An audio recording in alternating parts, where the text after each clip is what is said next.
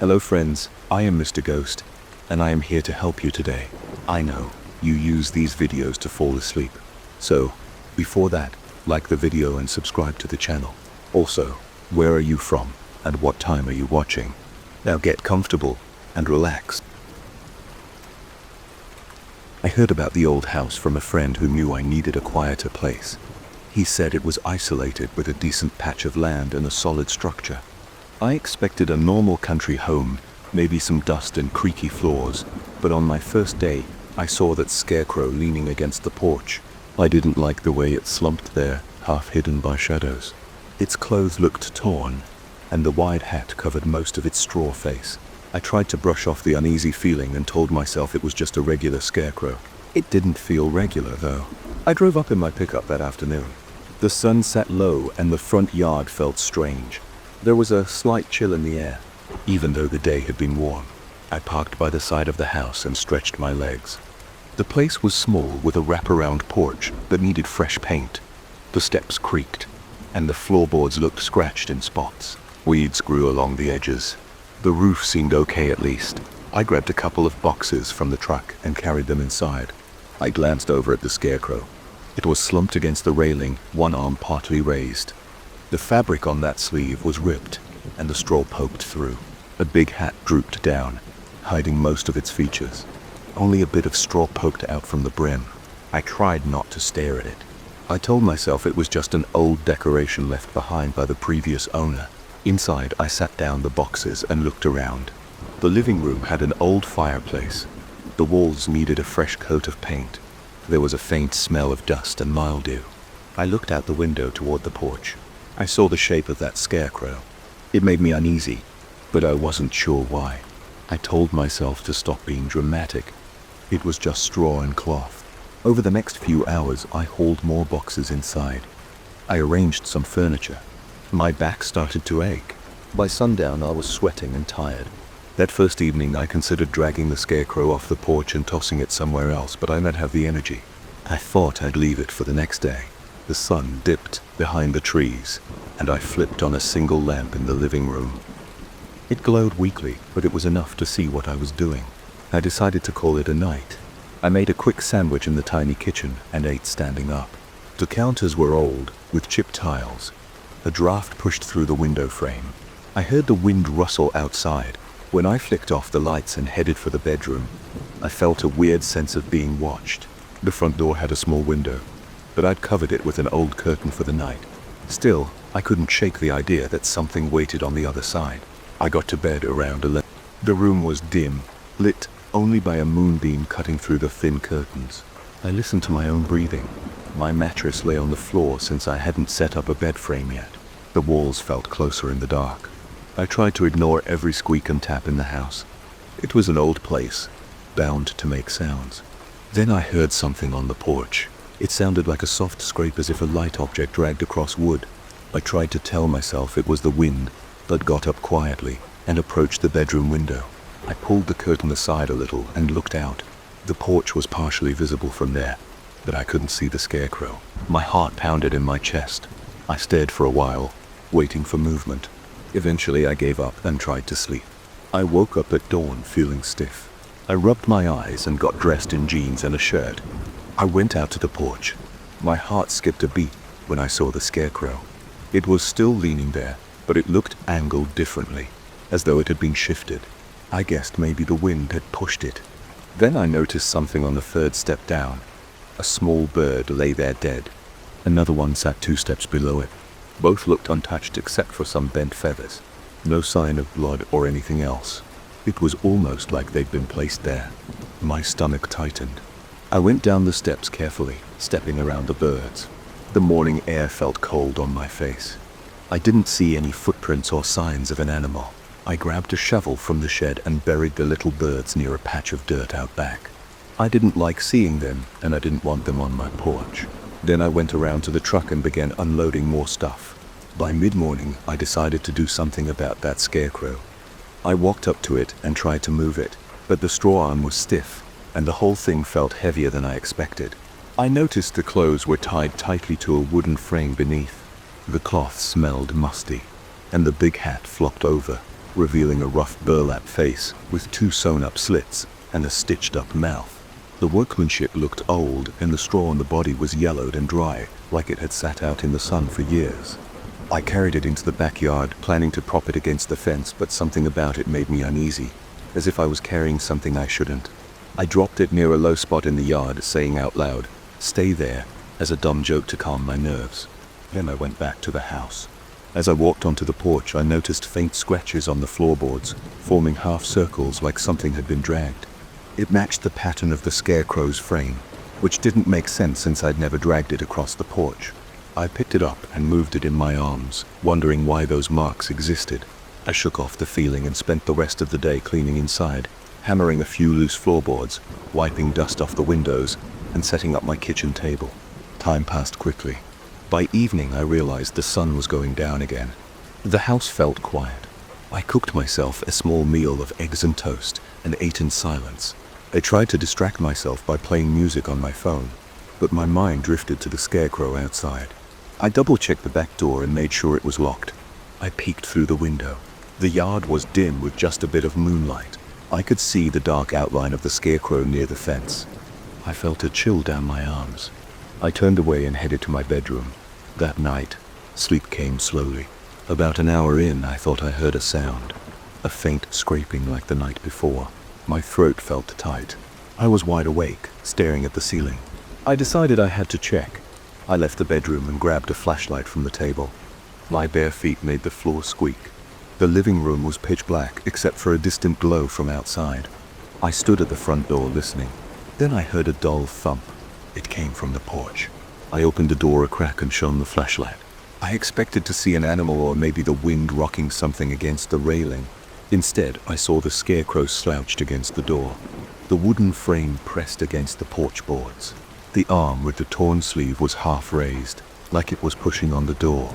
My heart pounded so hard I thought I'd pass out. I flashed the light on its face. The hat had slipped back a bit, revealing the burlap cloth. I swear it looked like the stitched mouth was parted. But maybe that was the angle of the fabric. I wanted to slam the door and lock it, but I forced myself to step outside. My breathing was shaky. I grabbed the scarecrow by the arm and dragged it off the porch. I pulled it around the side of the house, near the trash bins. I didn't know what else to do. I didn't want to leave it out front. Once I let go, it sort of toppled forward, landing with a muffled thud on the ground. The hat fell off. I picked it up and placed it back on the head, feeling a weird urge to keep it covered. Then I hurried inside, locked the door, and tried to calm myself. I slept badly for the rest of the night, waking up from every little noise. When I got up in the morning, I went to check on the scarecrow. It wasn't behind the trash bins.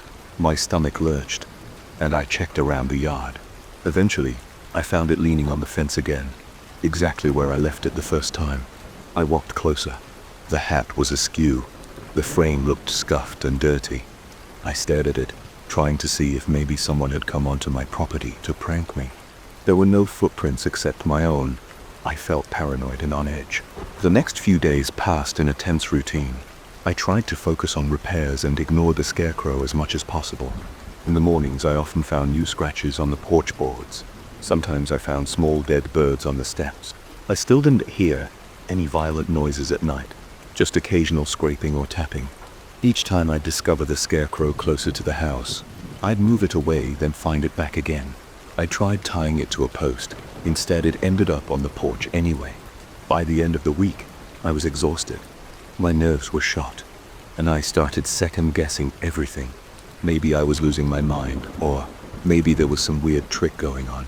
One evening, I decided to stay up all night and watch from the window.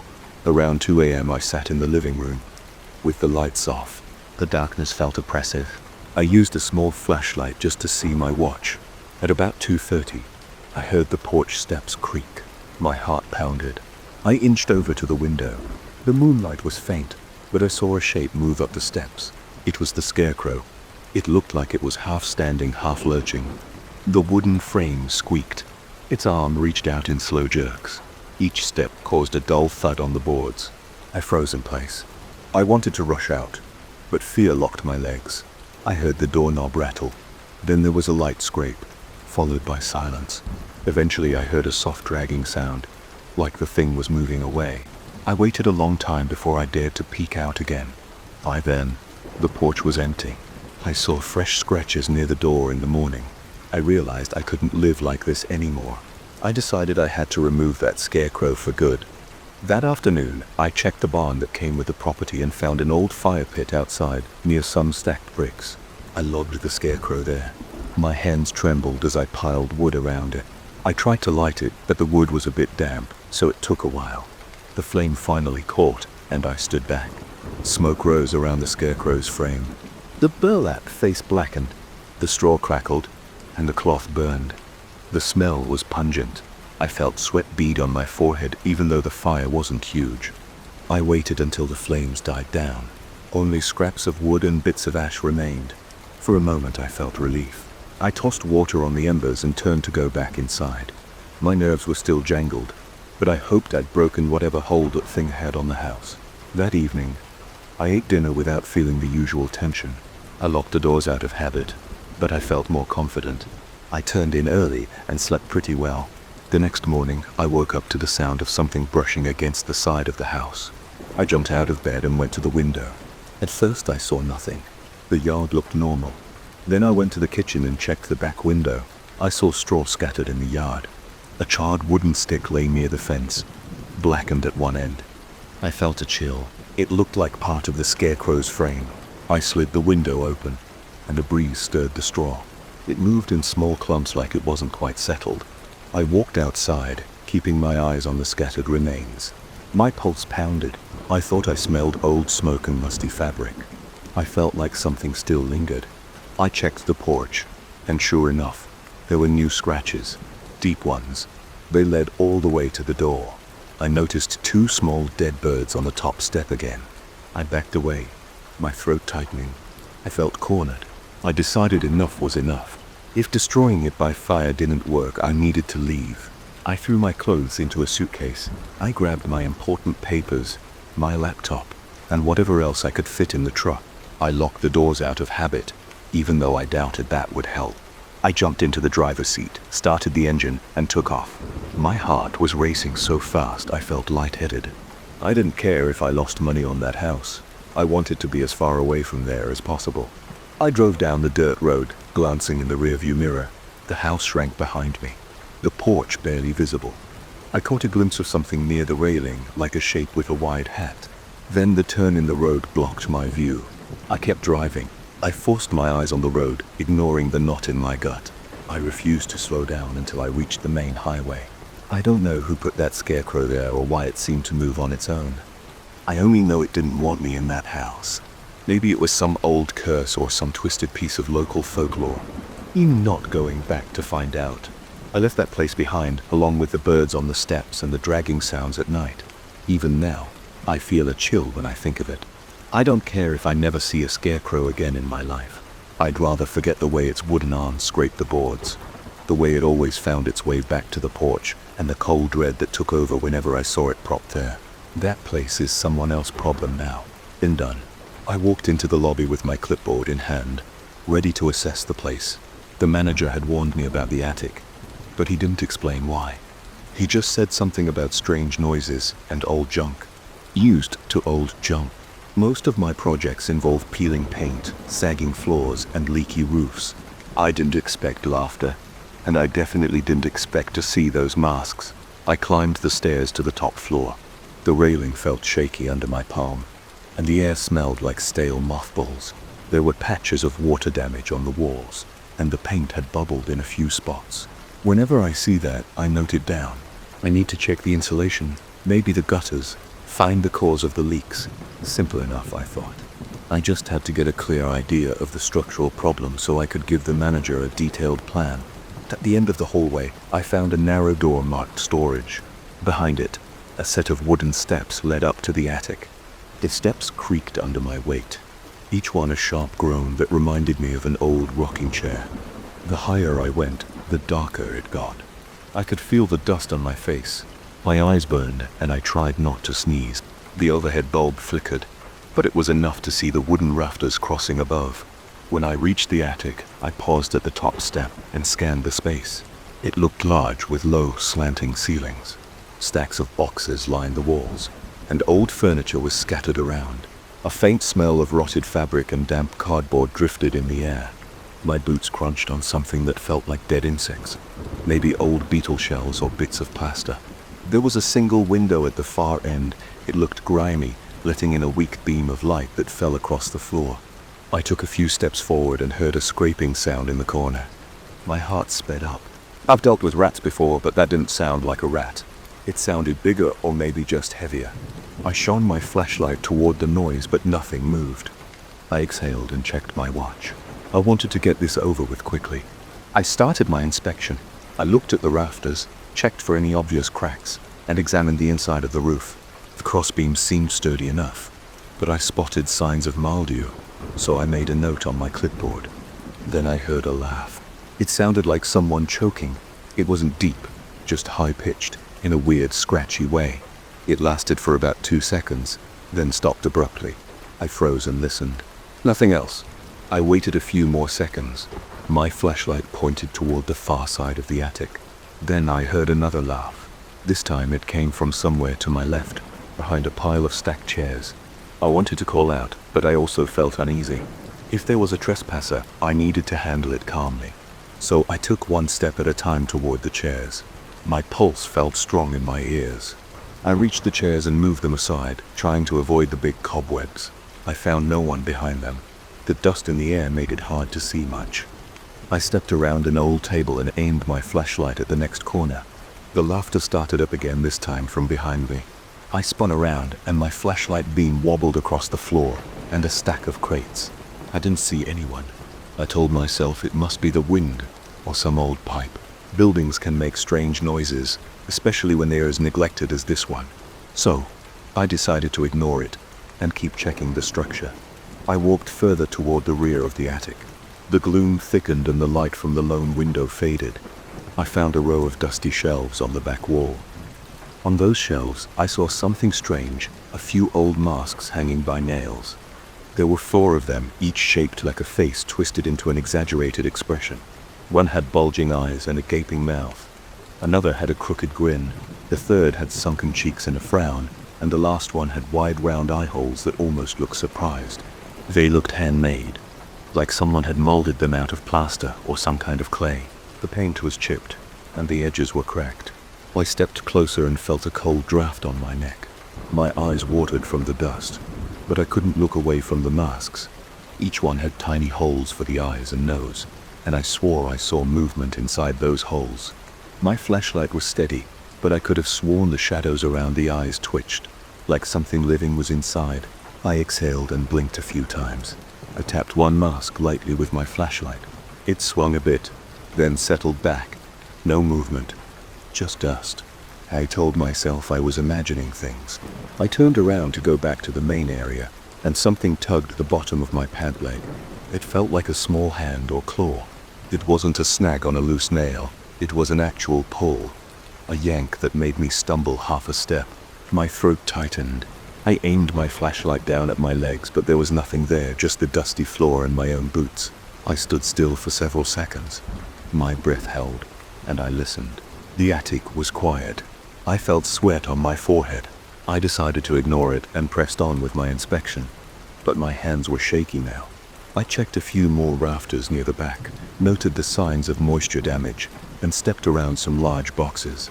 Then I felt the tug again. This time it was weaker, like a playful tug. I jerked my leg away and spun around, shining my flashlight in a wide arc. I caught a glimpse of something near the wall. It flickered in the light, then disappeared behind a trunk. It looked like a faint outline of a shape, but I couldn't be sure. My heart was hammering. I felt a chill in my chest. I wanted to get out of there, but I also knew I needed to finish my work. I forced myself to walk over to that trunk. I lifted the lid with one hand and held a flashlight in the other. Inside, I found old documents, a few torn curtains, and some random junk. Nothing unusual. I closed the trunk, then I heard a scraping sound from behind me. It was that same laugh, but now it was broken up, like 2 or 3 voices overlapping. It ended with a heavy breath, almost like a sigh. I called out, "Who's there?" but no one answered. I walked back toward the masks. My shoes left footprints in the thick layer of dust. I saw my own footprints crossing over themselves from before, but there were other marks too. They looked like small streaks or lines where the dust had been pushed aside. I crouched down and touched one mark with my fingertip. It didn't feel like an animal track. It felt like something dragged a tiny object through the dust, making a narrow trail. I stood up again, swallowing hard. That's when I noticed that the masks had shifted. Earlier, they hung in a neat row, each one spaced evenly apart. Now 2 of them were closer together, like they had been moved. I looked around for anything that could have knocked them, but there was nothing near the shelf. I tried to tell myself I was mistaken. Maybe I misread the spacing, but I knew something was off. A sudden dull thud echoed from across the attic. I pointed my flashlight toward the noise. A stack of boxes toppled over, scattering old newspapers on the floor. The newspaper slid in my direction, carried by a faint breeze. I smelled something stale in the air, like wet cardboard and rancid glue. My hand shook slightly as I walked over to the boxes, stepping carefully around the scattered papers. There was nothing behind them but the wall, and I saw no holes or vents. I couldn't figure out where the breeze came from. I remember my chest tightening at that point. My scalp prickled and my ears felt warm. I decided to wrap up as fast as possible. I looked at the rafters one more time, then started to head back. But the pull on my pant leg came again. It was insistent now, almost like it wanted me to stay. I kicked out with my foot and said, "Stop." My voice came out louder than I expected. I stood still, breathing hard. Then the laughter started up again, this time to my left and right at the same moment, as though there were several of these things around me, hidden behind the furniture and boxes. I made a run for the attic door. My flashlight beam bobbed up and down, and I felt the dusty floor giving way under me slightly. The boards creaked. It felt like something was behind me, but I didn't look back. I just kept going until I reached the stairs. The door was still open. I almost tripped on the top step in my hurry. I clattered down the wooden steps. The flickering light bulb above barely lit the way. When I got to the hallway, I let out a shaky breath. My hands felt clammy. My shirt stuck to my back. I opened my clipboard, intending to jot something down about the roof issues, but my mind was racing. I needed a minute. Then I heard a soft scraping sound from the other side of the attic door. It sounded like nails scratching wood. I stared at that door, half expecting it to swing open on its own. I closed the door firmly and slid the latch into place. I walked down the hallway quickly, my breathing unsteady. I wanted to get back to the manager's office and tell him I'd be back tomorrow with a plan. But when I reached the elevator, I paused. The building's old mechanical system hummed quietly. I could feel a slight vibration in the floor. I pressed the button, but the elevator took a while to arrive. Standing there, I felt an itch on the back of my neck, like someone was touching me again, though no one was there. When the elevator doors opened, I got in quickly and punched the ground floor button. As the doors slid shut, I caught a glimpse of the end of the hallway. The attic door was still latched, but the overhead light flickered, and for a split second I thought I saw a mask peeking around the corner. I might have imagined it. It was gone as quickly as it appeared, and the elevator door closed. On the ride down, I wiped my forehead with my sleeve. The building's interior groaned with the motion of the elevator shaft. I smelled that stale air again, or maybe it was my imagination. My arms felt heavy, and my shoulders were tense. I tapped my foot, counting the seconds until the doors would open again. Finally, the elevator reached the lobby. When I stepped out, the manager was waiting behind the reception desk. He asked if everything was okay. "You look a bit pale." I forced a small laugh and said I was fine, just dusty. He mentioned again that no one goes into the attic except me now, because it was part of our agreement. I told him I'd have a report soon. Then I walked out. Outside, I stood on the sidewalk and took a deep breath. The late afternoon sun felt warm on my face. The traffic on the street was steady, and a few pedestrians passed by. Nobody paid attention to me. I tried to push the memory of the laughter out of my head. I told myself it was just a strange echo in an old building, but I kept picturing those masks, especially the one with the gaping mouth. It gave me the impression that it was always watching. That night, I sat at my dining table, with the building's blueprint spread out. I marked areas that needed reinforcement, took note of the places where moisture damage was worst, and wrote down the approximate costs for repairs. My pen felt slippery in my hand.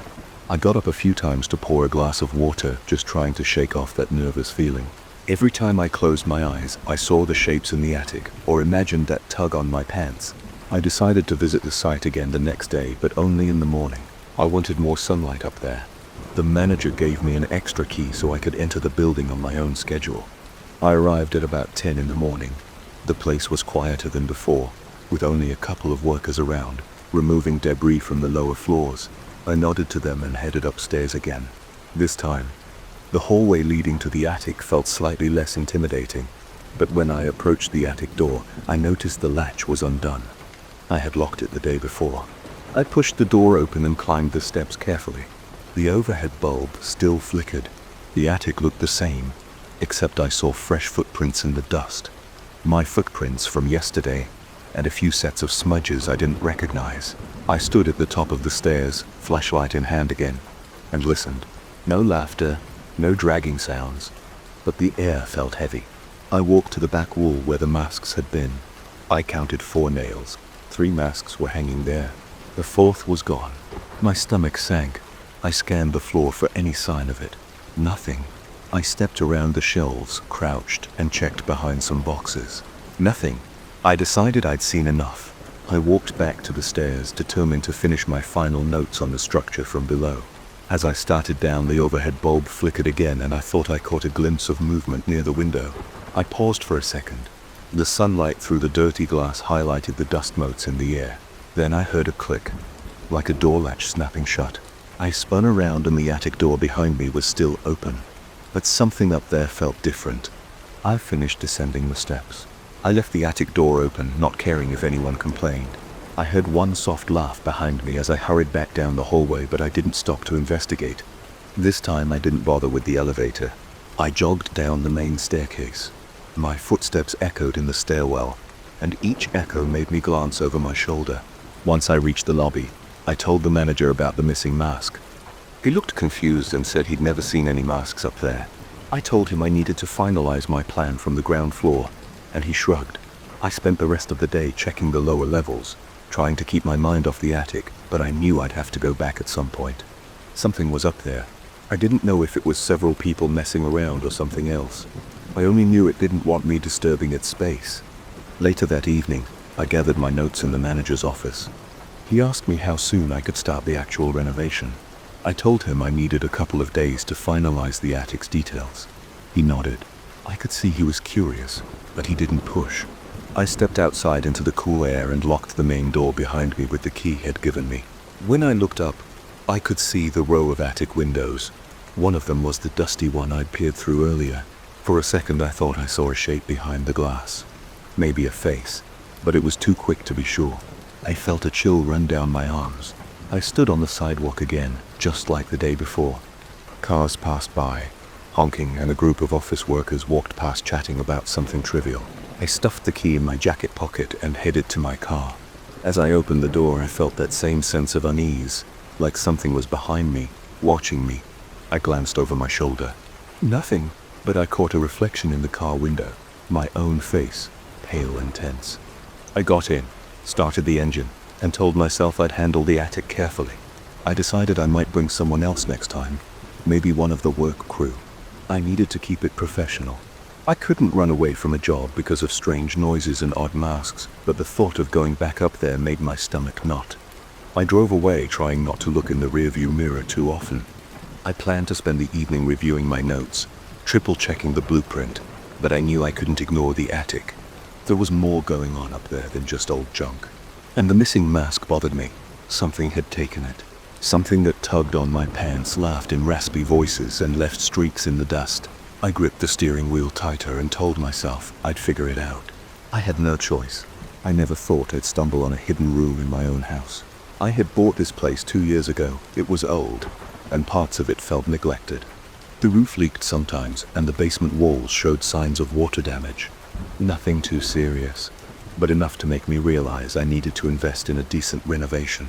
My plan was simple: tear down a few walls, update the wiring, and get rid of some moldy insulation. I hired a contractor, and we started the work. On the second week, I decided to handle the basement myself. That's where everything changed. I was removing some loose tiles, near the old utility closet. There was a gap in the wall about the size of my hand. At first I thought it was just poor construction. Then I noticed something behind it, a hollow space. I grabbed a flashlight and pointed it through the gap. I saw red bricks in the distance forming a narrow corridor. My heart raced. I felt a sudden chill, even though it was mid-afternoon and the basement was usually warm from the furnace. I knocked on the outer wall. It sounded different, like there was a room back there. My contractor told me this place had no records of any additional rooms. But that night, I couldn't stop thinking about that gap. I wanted to see what was behind it. The next morning, I got a hammer and a chisel, told the contractor I needed some private time to check something, and started widening the hole. Dust flew everywhere. My throat burned from the old debris. Every time I struck the wall, I heard echoes behind it like a faint thud repeating itself. After an hour, I opened a space big enough to step through. I shone my flashlight in, and I saw a narrow passage leading to what looked like a small chamber. I crawled through, carefully. The flashlight shook in my hand, and I kept telling myself not to panic. The chamber was about 10 feet by 10 feet, with low ceilings. The walls were made of exposed brick. There were marks on the bricks. At first I thought it was graffiti or some old worker's signature. When I got closer, I realized these were carvings, geometric shapes, interlaced patterns, and words that made no sense to me. They were in a script I had never seen. Some looked like triangles stacked on top of each other. Others looked like lines twisting around small circles. The words had harsh angles, with lines crossing back and forth. I ran my fingers over one symbol. It felt rough and uneven. My skin prickled, and I felt a small jolt like static electricity. I took pictures with my phone. I wanted to study them later. Then I noticed a strange smell, musty, like damp earth. But there was another layer to it, almost metallic. I checked the floor. It was concrete, stained in several spots, but I couldn't tell if it was water damage or something else. The ceiling had wooden beams that looked older than the rest of the house's structure. That alone was strange. My house wasn't that old, but this secret room felt like it belonged to another era. I decided to leave the room alone for the rest of the day. I sealed it up with a piece of plywood so dust wouldn't spread. When I went upstairs, I noticed my hands were shaking. I couldn't focus on anything else. During dinner, I kept replaying the images of those symbols. I tried to rationalize it. Maybe this was some kind of old wine cellar or storage space. But then, why carve all those strange marks? That night, I heard a loud bang around 2 a.m. I jumped out of bed. My heart pounded. I listened for another sound, but all I heard was the hum of the refrigerator downstairs. I couldn't fall back asleep for an hour. I kept feeling an uneasy tightness in my chest, like I was expecting something bad to happen. The next morning, I sent the contractor to work on the upper floor so I could have the basement to myself again. I wanted to do some online research. I sat on a folding chair near the hidden room entrance with my laptop on my knees. I tried looking up geometric symbols and unknown scripts. Most of it led me to random websites about ancient alphabets or occult practices. Nothing matched the carvings exactly. But I found a forum where people shared photos of weird markings found in old buildings. I posted one of my pictures. Within an hour, I got a reply from someone who claimed these symbols were part of an old Hermetic tradition. They didn't give me much detail, just said it was dangerous stuff, and that I should leave it alone. I laughed a little, but part of me felt uneasy reading that. While I was replying to comments, I heard a door slam upstairs. I froze. The contractor was supposed to be in the other room painting. There was no reason for a door to slam like that. I went upstairs and the contractor asked if I had closed any door. I said no. He shrugged, saying maybe it was a draft. But there was no breeze outside. It was a warm and still day. Back downstairs, I tried reading more about poltergeist activity out of curiosity. Most sites said that if you believe in it, you start noticing every little noise. I tried to stay rational, but I felt unsettled. I grabbed my flashlight and went back into the secret room. I wanted to see if I missed anything. The air felt heavier this time, like there was less oxygen. I saw the carvings again, and I swear they looked slightly different. One of the symbols seemed deeper, like someone had carved it more since yesterday. I touched it and it felt fresh, like the edges were sharper than before. My stomach tightened. I backed away and nearly tripped over some loose brick on the floor. I went upstairs and decided to take a break. I watched some TV, tried to focus on a cooking show, but I couldn't keep my mind off the secret room. After a while, I realized the contractor had left for lunch. The house felt too quiet.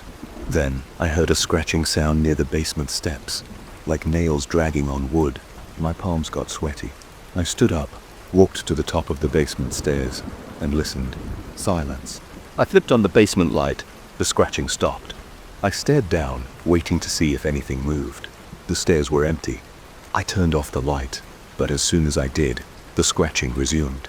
I flipped the light back on, and it stopped again. My breathing got faster. I felt my pulse throbbing in my neck.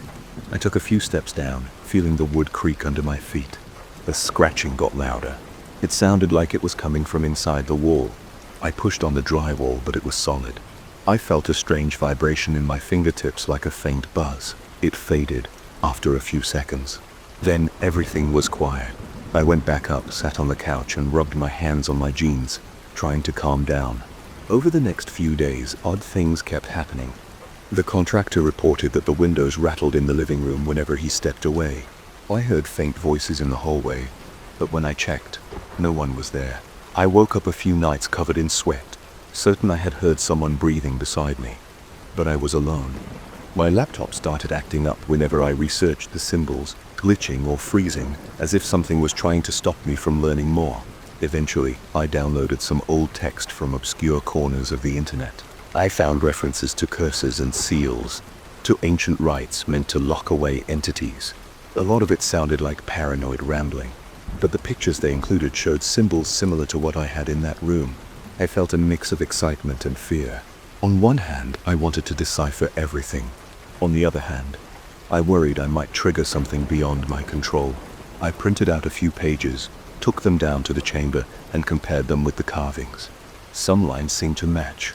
The shapes lined up with certain geometric patterns I saw in the texts. That's when I noticed that the faint light from my flashlight made the carvings appear to shift. The lines almost seemed to ripple against the bricks. I blinked hard, trying to clear my vision. But every time I moved the flashlight, the shapes wavered. I felt my scalp tighten and my mouth went dry. I held the beam in one spot.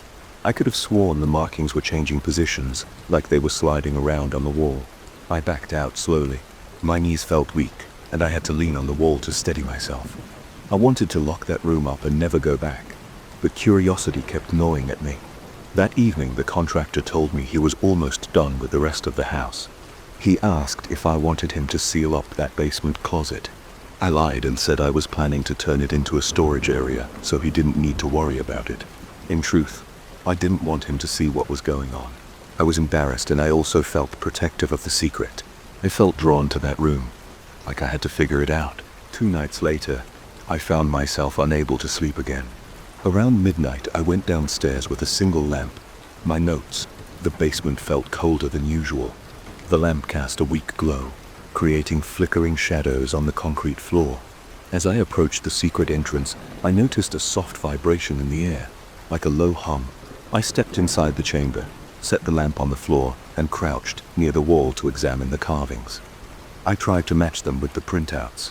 When I traced my finger along one line, I felt a slight movement in the brick itself.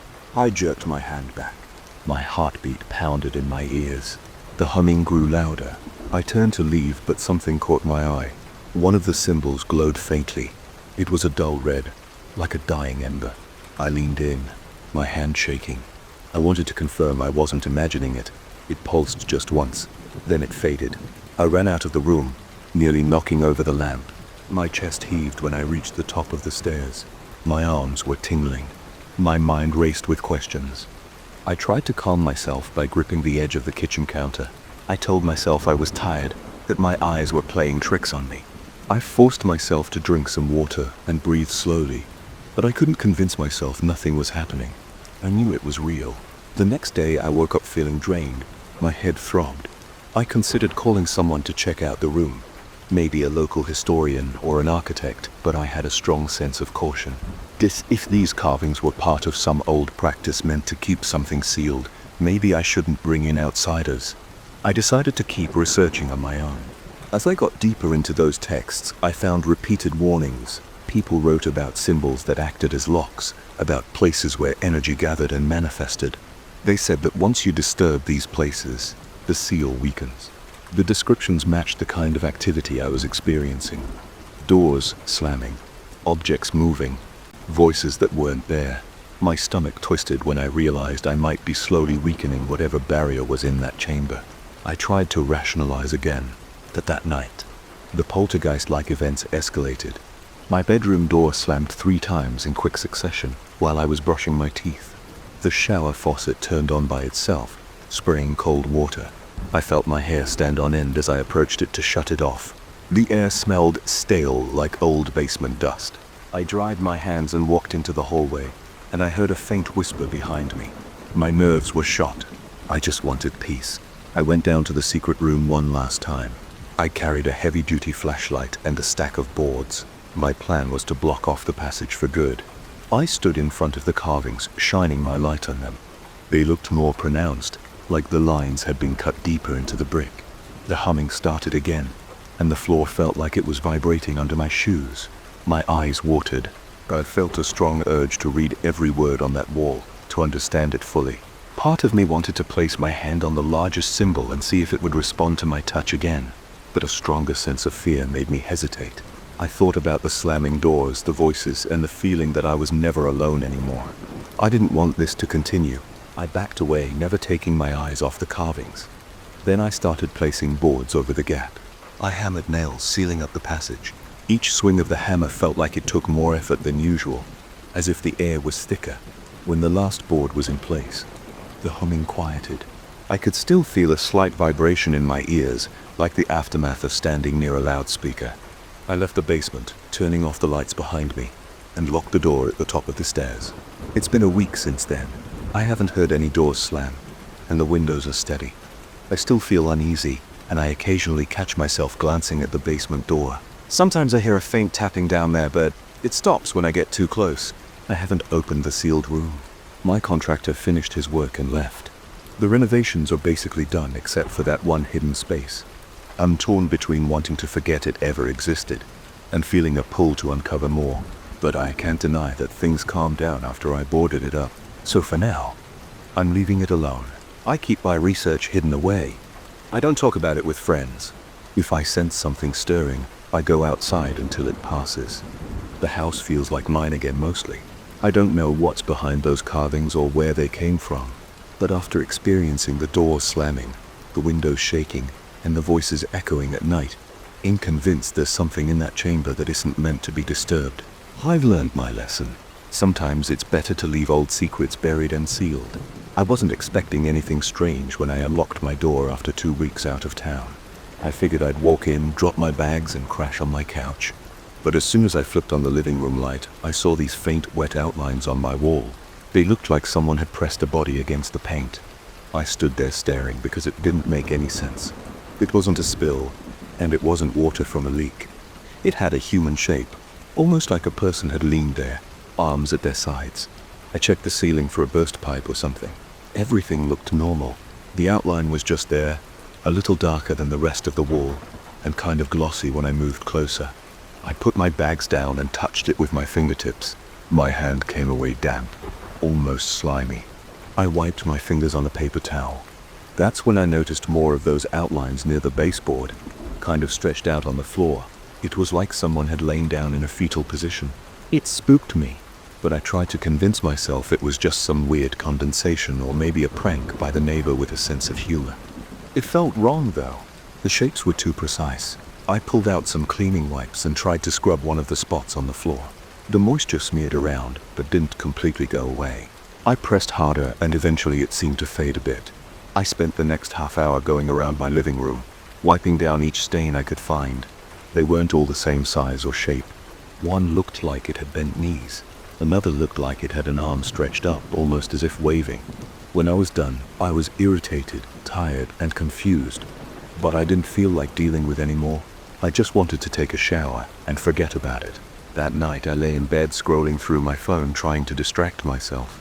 I thought about calling a friend or my landlord, but I didn't have the energy. Instead, I told myself I'd call an inspector in the morning. I turned off the lights, closed my eyes, and tried to fall asleep. Around midnight, I started hearing soft dripping sounds. At first I thought it was a faucet in the kitchen. Then I realized it was more like random droplets hitting the floor in different parts of the apartment. It wasn't steady. Sometimes I heard it near my closet door, then near the bathroom, then somewhere in the living room.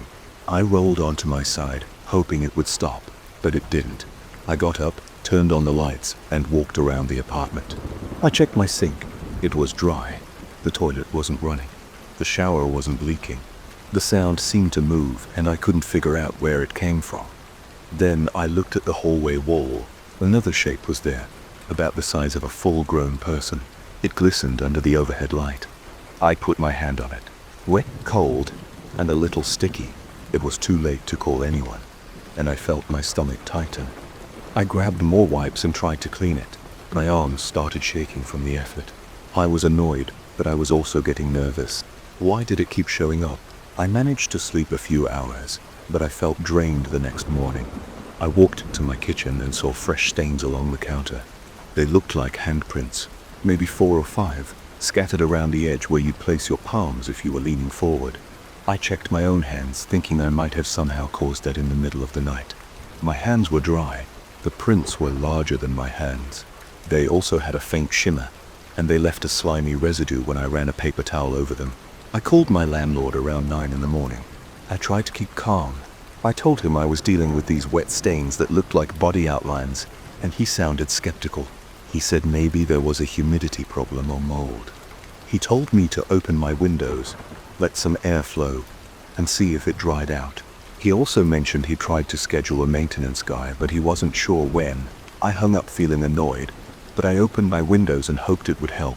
I spent the rest of the day poking around the apartment, looking for hidden leaks. I pulled my fridge away from the wall, checked behind the washing machine, and opened the bathroom cabinet. Everything looked normal, with no puddles, no cracked pipes. The only thing I found was more of those silhouettes. They showed up in random spots. Sometimes they looked like someone was in mid-step, as if frozen in a dance move.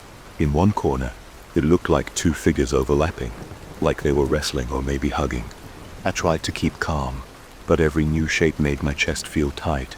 Cleaning them became a routine for me over the next couple of days. I would wake up, check the walls and floor, wipe down anything that appeared, and then go about my day. I started to notice these shapes forming faster.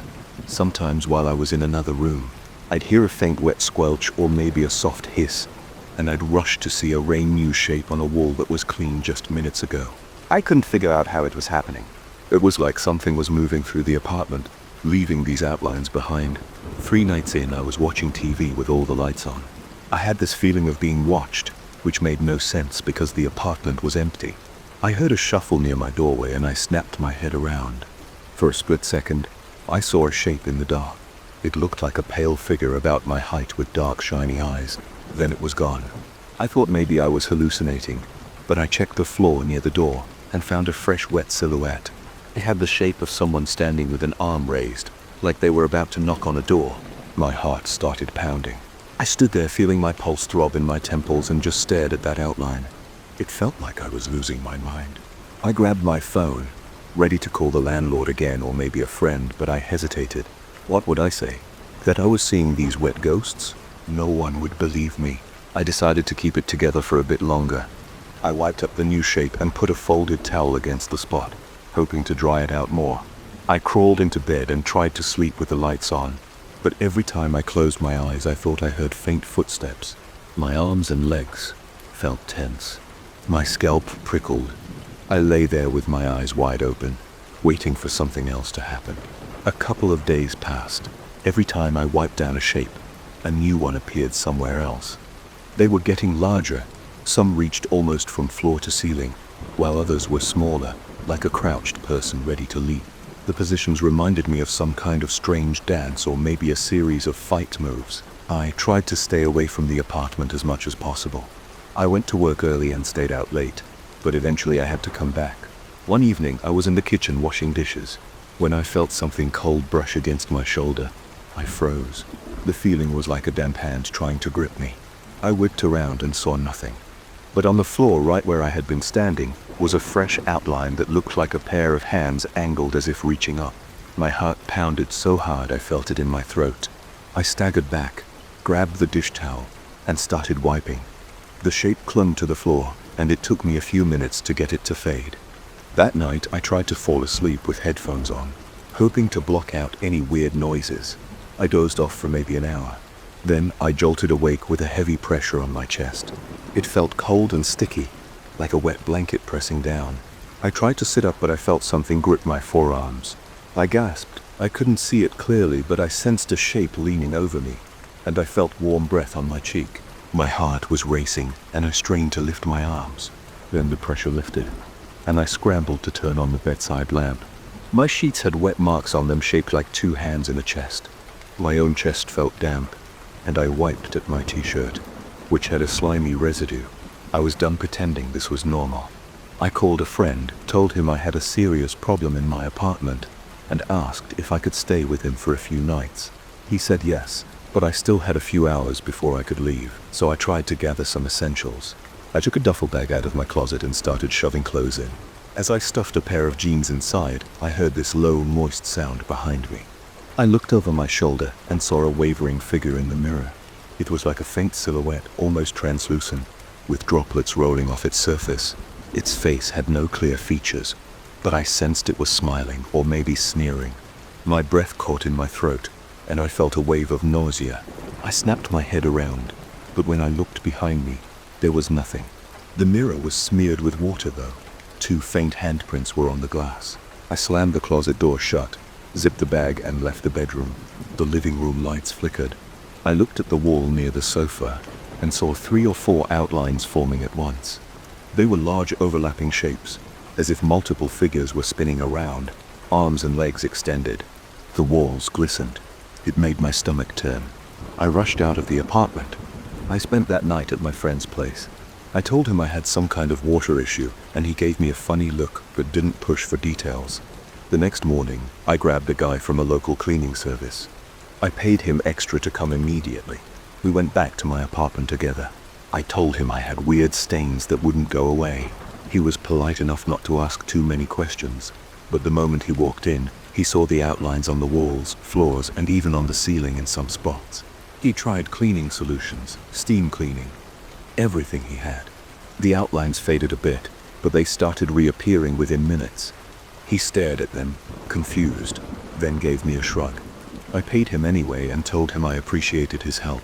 I called a different inspector recommended by the landlord. He spent an hour checking for leaks, mold, and anything else that could cause moisture. He told me there was no sign of any structural damage or water infiltration. He said everything was dry behind the walls. He had no explanation for the stains. He just shook his head and left. At that point, I was exhausted. I hadn't had a good night's sleep in days, and I felt like the apartment was suffocating me. Every time I sat down, I felt something watching. Every time I stood up, I heard that wet sound behind me. I saw shapes out of the corner of my eye. They were never solid enough to track, but I felt them. Sometimes I caught a glimpse of an arm or a torso. Occasionally, I heard what sounded like a ragged breath, and I felt cold spots on my skin. It kept getting worse. The silhouettes got more elaborate. Some had their arms raised, fingers splayed as if they were reaching for me. Others looked like they were halfway through a step, as if dancing or striking a pose. A few times I saw them gliding across the wall in real time. They appeared and disappeared in seconds. It wasn't just a stain anymore. It was movement. I didn't bother wiping them down every time. It felt pointless. I kept telling myself I should just leave and never come back. But my lease wasn't up, and I didn't have the money to break it. So I stuck around, hoping for some explanation. One night I felt so worn out that I crawled into bed and refused to open my eyes no matter what I heard or felt. I felt cold, damp pressure against my back and a subtle tug on my hair. My heart pounded, and I clenched my fists. Then I heard a low, muffled laugh. It was close to my ear, like someone was right beside me. I jumped out of bed and switched on the light. I saw nothing, but the sheets had large wet impressions again. It looked like someone had been lying behind me, wrapping an arm around my waist. I realized I was dealing with something stuck between worlds. I didn't need a priest or an exorcist. I needed a way to force it out of my space. I couldn't think clearly, though. I had no clue how to handle something like this. All I could do was survive each day, wipe down whatever I could, and hope it would stop on its own. The next day, I tried burning some strong-smelling incense I got from a local shop. I figured the smoke might do something. I walked around the apartment, letting the smoke fill the rooms. At first, I thought I heard scraping sounds on the walls. Then in the living room, I saw a group of outlines forming a half circle. They were bigger than before. Some were reaching forward, others bending low. I held the incense up, and my hand shook. There was a weird tension in the air, like static electricity. My ears rang, and my skin prickled. I backed away and opened the windows, letting the smoke out. The silhouette stayed. That night I called my friend again, and told him the truth as plainly as I could. I said there was something in my apartment, something that left wet outlines and tried to touch me. He asked if I was sure I was okay. I said no. He offered to let me crash at his place until I figured things out. I'm packing up as much as I can right now. As I look around, I see them on every wall, some on the floor, a few on the ceiling. They shift positions every time I glance away. I'm not looking for help anymore. I just need to get out. My body feels tense and my stomach is in knots. My heart beats so hard, it hurts. I can handle sleeping here another night. I have the sense that if I stay, these figures will start touching me more and more, and maybe I won't be able to fight it off next time. I don't care if I have to pay rent on a place I won't use. I have no choice. I'm leaving this place tonight, and I'm not coming back alone. If I do come back, I'm bringing people who know what they're doing.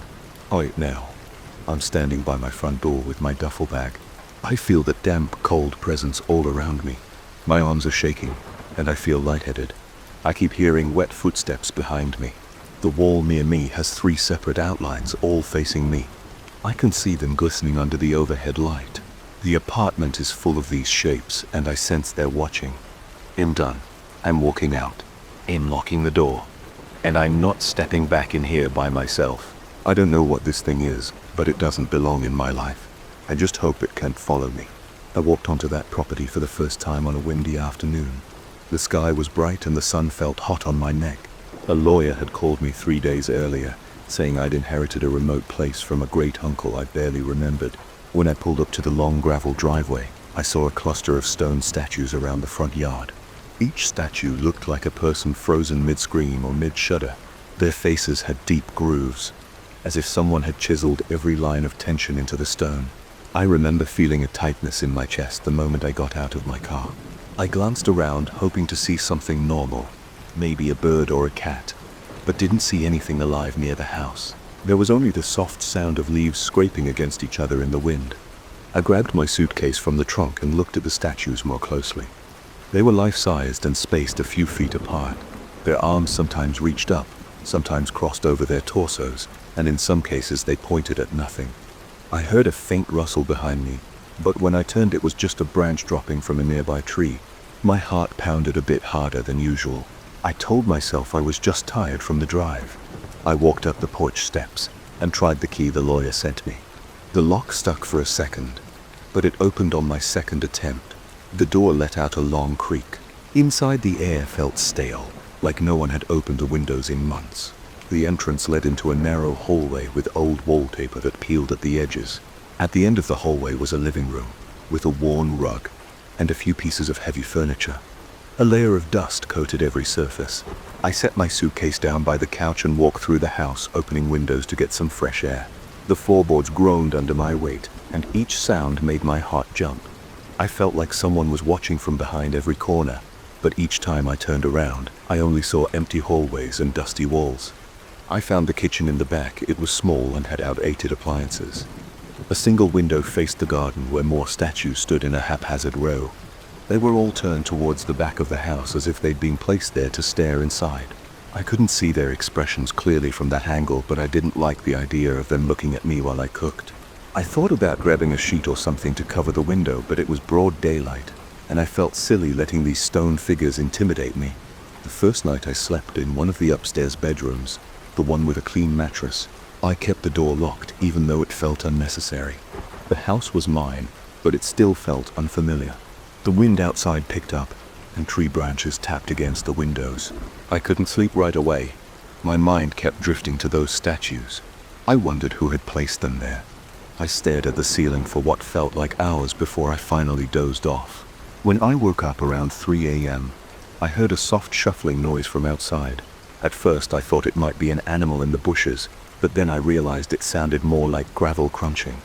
I forced myself to sit up and look out the window. The garden lay in darkness except for a faint moonlight. The statues were just silhouettes. But I noticed that one of them looked closer to the house than before. I couldn't be sure. I convinced myself it was just my imagination and tried to go back to sleep. My body felt stiff and my heart thumped too fast. I stayed awake until dawn, listening to every little creak and whisper of wind. In the morning, I went outside to check the statues. I walked through the garden, stepping over weeds and loose stones. Each sculpture towered in front of me, about the size of an adult.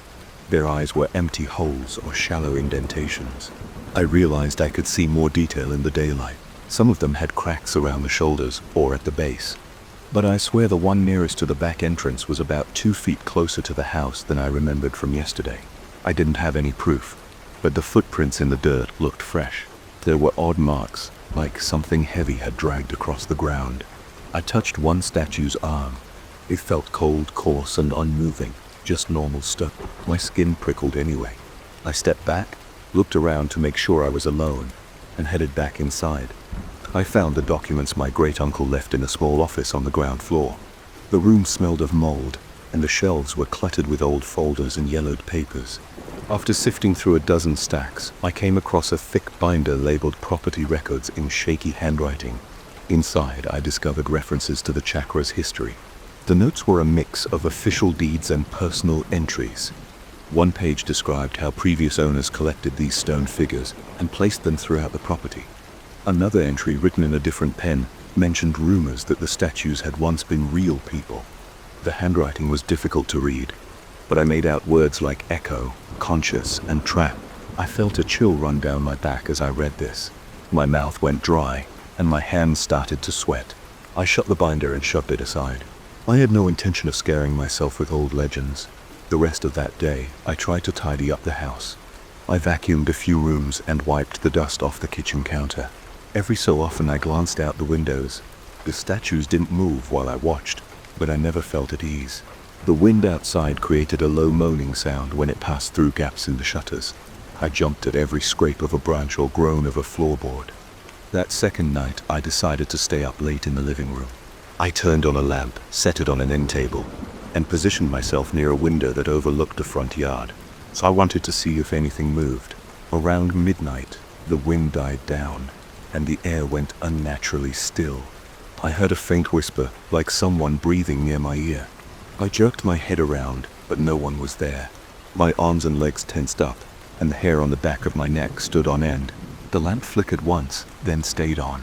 Through the window, I caught a glimpse of a silhouette shifting in the garden. It was one of the statues, definitely in a different spot than it was during the day. It looked like it had turned toward the house, and its arms were lifted higher. I couldn't figure out how that happened. My rational mind said there had to be a trick here, some movement of shadows, but my gut told me something else. I felt lightheaded. My palms were slick with sweat. I wanted to go to bed but stayed put, breathing fast, refusing to blink for long periods.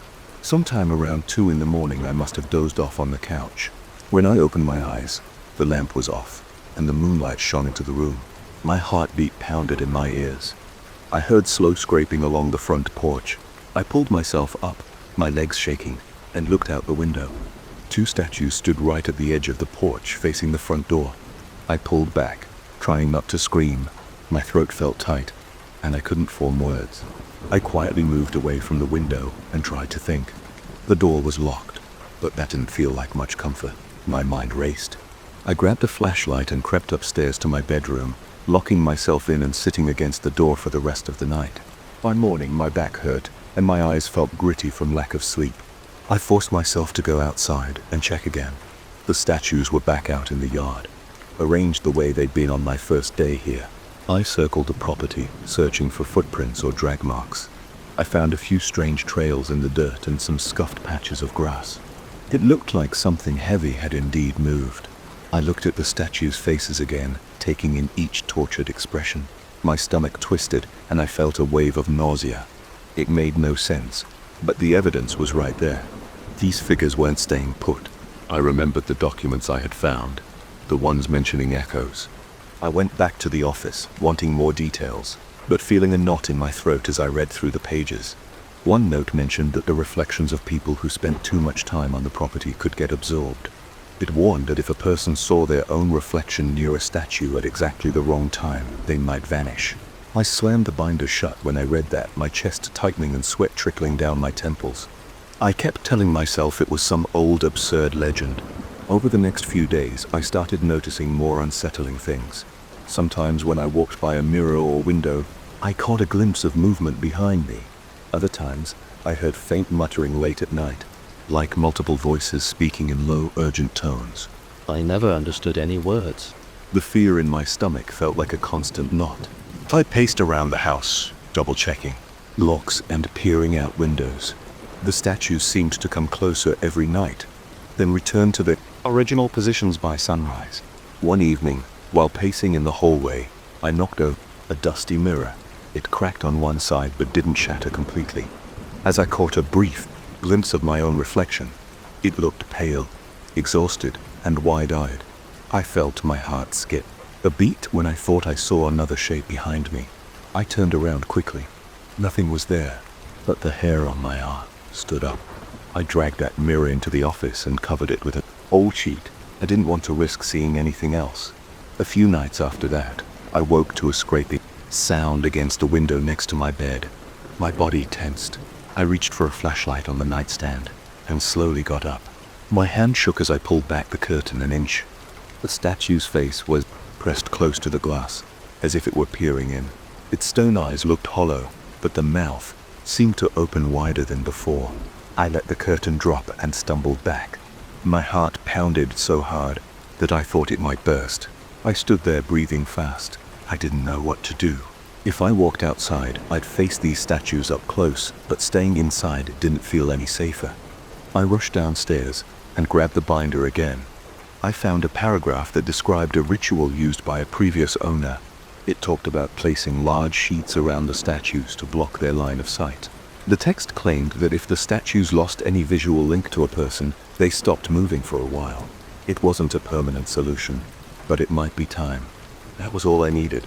I found old tarps in the shed behind the house, along with rope and some stakes.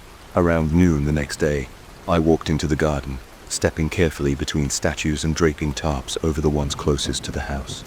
Their outlines were still visible, but I couldn't see those anguished faces or twisted postures. I tied the tarps down as best I could, ignoring a queasy feeling in my stomach. The air felt heavy and warm. Sweat dripped down my forehead, and I wiped it away with a rag. I stayed out there for almost an hour, covering as many statues as I could. I half expected them to move right in front of me, but they stayed still. That night I slept lightly. Every little noise set me on edge. I heard shifting somewhere outside, a kind of low drag across the porch. I gripped my bedsheet in my fists, my heart hammering, and waited for the next sound. Minutes passed, and I heard nothing else. I allowed myself a small sigh of relief. The tarps had probably stopped them. I drifted off, but my dreams were filled with images of stone hands grabbing at me. In the early morning, I found that the tarps were mostly torn off. Pieces of fabric lay scattered across the lawn. The statues stood exactly where I'd left them, but now they were uncovered. Their faces were the same as before, though I sensed a slight change in their posture. One figure near the porch looked like it was leaning forward more than it had been. I swallowed hard and took a step back. I dropped the scraps of tarp and hurried inside. I knew I couldn't live like this. I needed a better plan. I moved through the house, packing my car with the few belongings I had. I decided to grab any important records and lock up the place, but when I went to the office, I saw something strange on the floor. The mirror I'd covered with a sheet had slid halfway out. The sheet was bunched up, and I could see my own face in the cracked glass. My reflection flickered in the uneven surface, and for a split second I noticed a faint distortion, like a statue's face superimposed over mine. I gasped and stumbled backward. I slammed the office door shut. I left the house without looking back. As I approached my car, I felt dozens of eyes on me. I glanced once toward the garden and saw the statues lined up, turned in my direction. My hands shook as I opened the car door. My breathing was fast. I felt an urge to look at myself in the rearview mirror, but I stopped. I adjusted the mirror downward so I wouldn't see my face at all. Then I started the engine and drove away. I planned to come back with professionals, maybe a team that specializes in weird artifacts or something like that. Not sure what they'll find or what they'll do, but for now I refuse to stay. As I drove off that day, I couldn't shake the idea that those statues stored conscious echoes of real people. The documents hinted at it, the movements suggested it, and I felt it in my gut. I don't want to become the next figure in that stone garden. I won't let my reflection vanish inside those cold eyes. So this is where I am. I haven't returned yet. The property is still mine, but I don't know how long I can keep it without losing my mind. Every night I lie awake in my city apartment, wondering if the statues are creeping across the yard in my absence, waiting for me to come back. I won't sleep well until I figure out a permanent solution, but I also won't step foot there alone again. That's all I can tell you. There's no need for an ending or final explanation. Those statues are still there, and I can't say what they want. All I know is I'm not letting them catch me. I've seen enough to know I won't risk my own reflection on that property again. That's the truth. It's not pretty. It's not wrapped up in a bow, but it's real and it's mine to deal with. I first spotted that old train station on a rainy night. The place sat on the outskirts of town, near a stretch of abandoned industrial warehouses. The parking lot was cracked, and weeds grew through every gap in the concrete. Faded signs pointed in different directions, but I only noticed the tall structure of the station looming in the distance. I wasn't sure why I felt pulled to it, but I parked my car and walked across the broken asphalt anyway. The wind whipped around, carrying a stale smell of metal and damp earth. I saw no lights, no movement, nothing that hinted at any active use of the station. I expected it to be completely empty. Turns out I was wrong. I'm not usually the type of person who investigates strange places at night, but I couldn't help myself. The front door to the main building was halfway open, creaking on its old hinges. I stepped inside and saw a dim corridor lined with shattered tiles and a few broken benches. The walls were covered in peeling paint and graffiti. My footsteps echoed, and the sound gave me a weird chill. I remember thinking the place felt like it had been frozen in time. No sign of workers, travelers, or security. Just me standing there in the dark, listening to my own breathing. I walked down the hallway and saw the old ticket counters in the distance. There were bits of paper and trash everywhere. The overhead lights were either dead or flickering. I heard dripping water somewhere close. I kept going until I reached a wide waiting area that once held rows of seats. Now most were torn apart or missing. My heart thumped harder when I noticed a single door leading to the back of the station near the tracks. It was a thick metal door with scratched paint. I pushed it open, and it let out a metallic squeal. On the other side, a narrow ramp led down to the train platforms. At first I thought everything would be empty, but one track still had a single train car attached to it. The rest of the train was gone, leaving only this single cabin. Its windows were cloudy, like nobody had cleaned them in years. I walked closer, trying to see if there was any sign of life. I didn't see lights inside, and I didn't hear any motors running. It stood there like a huge dead shell of metal. I've always been curious about old trains. I grew up seeing them in pictures, but I never had a chance to explore one up close. This felt like my opportunity, even though it was the middle of the night in a place that made me uneasy. My gut told me to turn around, and my brain told me I could handle a quick look. So I climbed the short set of steps at the side of the car. The door was unlocked. I slid it open and stepped in. The inside smelled like mildew and dust. My eyes took a moment to adjust. I could see rows of seats with stained cushions. The overhead luggage racks were empty, but a few pieces of trash and papers were scattered on the floor. I noticed broken light fixtures hanging from the ceiling. The air felt stale, and everything was coated in a thin layer of dirt. I took a few steps down the aisle, stepping over a crumpled soda can and a torn brochure. I touched one of the seats. It felt damp and cold. I was about halfway through the car when I heard a faint noise. It sounded like radio static or muffled voices. At first I thought it came from outside, maybe from the wind, but it persisted. I listened harder, and it seemed to come from the broken overhead speakers. They were full of cracks and dark stains, but I could swear I heard a faint sound, like an announcement in an echoing station. I froze and waited for it to stop, but it repeated, crackling and cutting out. I couldn't make out words. It just sounded like a long drawn-out whisper, followed by something that might have been a station name I didn't recognize.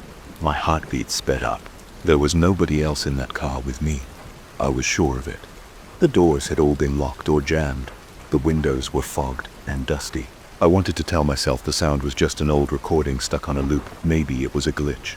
But my nerves were on edge, so I decided to backtrack and head out. As I turned, a flicker of light shot through one of the overhead bulbs. It was just a flash, then darkness again. That was enough to make me hurry to the door.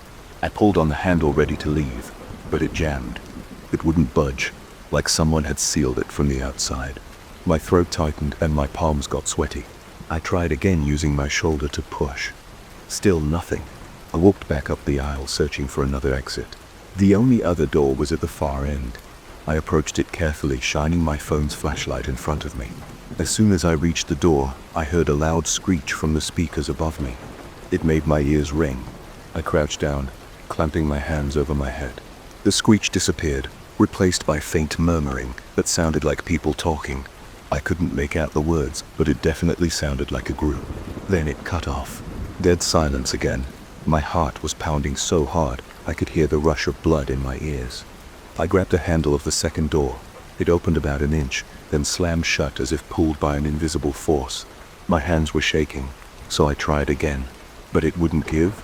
By now my shirt was soaked with sweat. The car felt hotter, or maybe I was just panicking. I stood in the aisle, swallowing hard, trying to think. The windows looked fragile. I moved to one of them, intending to slide it open, or break it if needed. I grabbed the latch, but it was rusted in place. No matter how I pulled, it wouldn't move. I tapped the glass with my phone, and it sounded thick, stronger than normal window panes. Something bumped the back of my shoulder. I spun around, shining my phone's light behind me. No one was there. The seat backs lined up in neat rows. Nothing moved. I tried to calm down by taking slow breaths, but my mouth felt dry, and I kept swallowing. I decided to walk up and down the aisle, searching each row of seats for something I could use as a tool or weapon.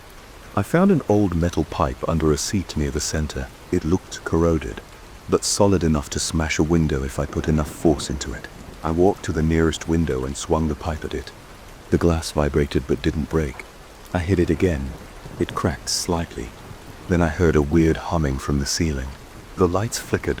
The floor trembled beneath my feet like the car was moving on the track. My stomach lurched and I staggered, grabbing a seat for balance. I peered outside, wiping a bit of grime off the window with my sleeve. The night outside looked strange. The lights from the station had shifted in position, as if we were pulling out of the platform. But that was impossible. The station was abandoned, and this car was alone. The vibrations intensified, the screeching overhead resumed. Then I heard a distorted voice say something like, "Next station," followed by static. I couldn't tell what station name it announced. My hands shook around the pipe and I felt a wave of nausea. The entire train car lurched forward, and I stumbled into the wall. My phone dropped from my hand, clattering to the floor. When I picked it up, I noticed the time hadn't changed from when I first entered the station. The screen still read the same minute and hour, which sent a fresh jolt of fear through my chest. I looked around for an emergency exit or a lever to stop whatever was happening. I saw an old emergency brake handle near the door at the back of the car.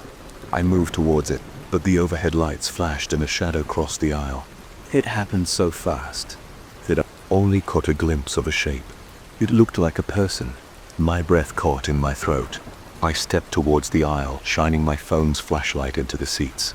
There was nothing there, but I was sure I'd seen something move. I kept going towards the handle. My steps were shaky, and the rocking of the car made it hard to walk straight. I grabbed the handle and yanked down.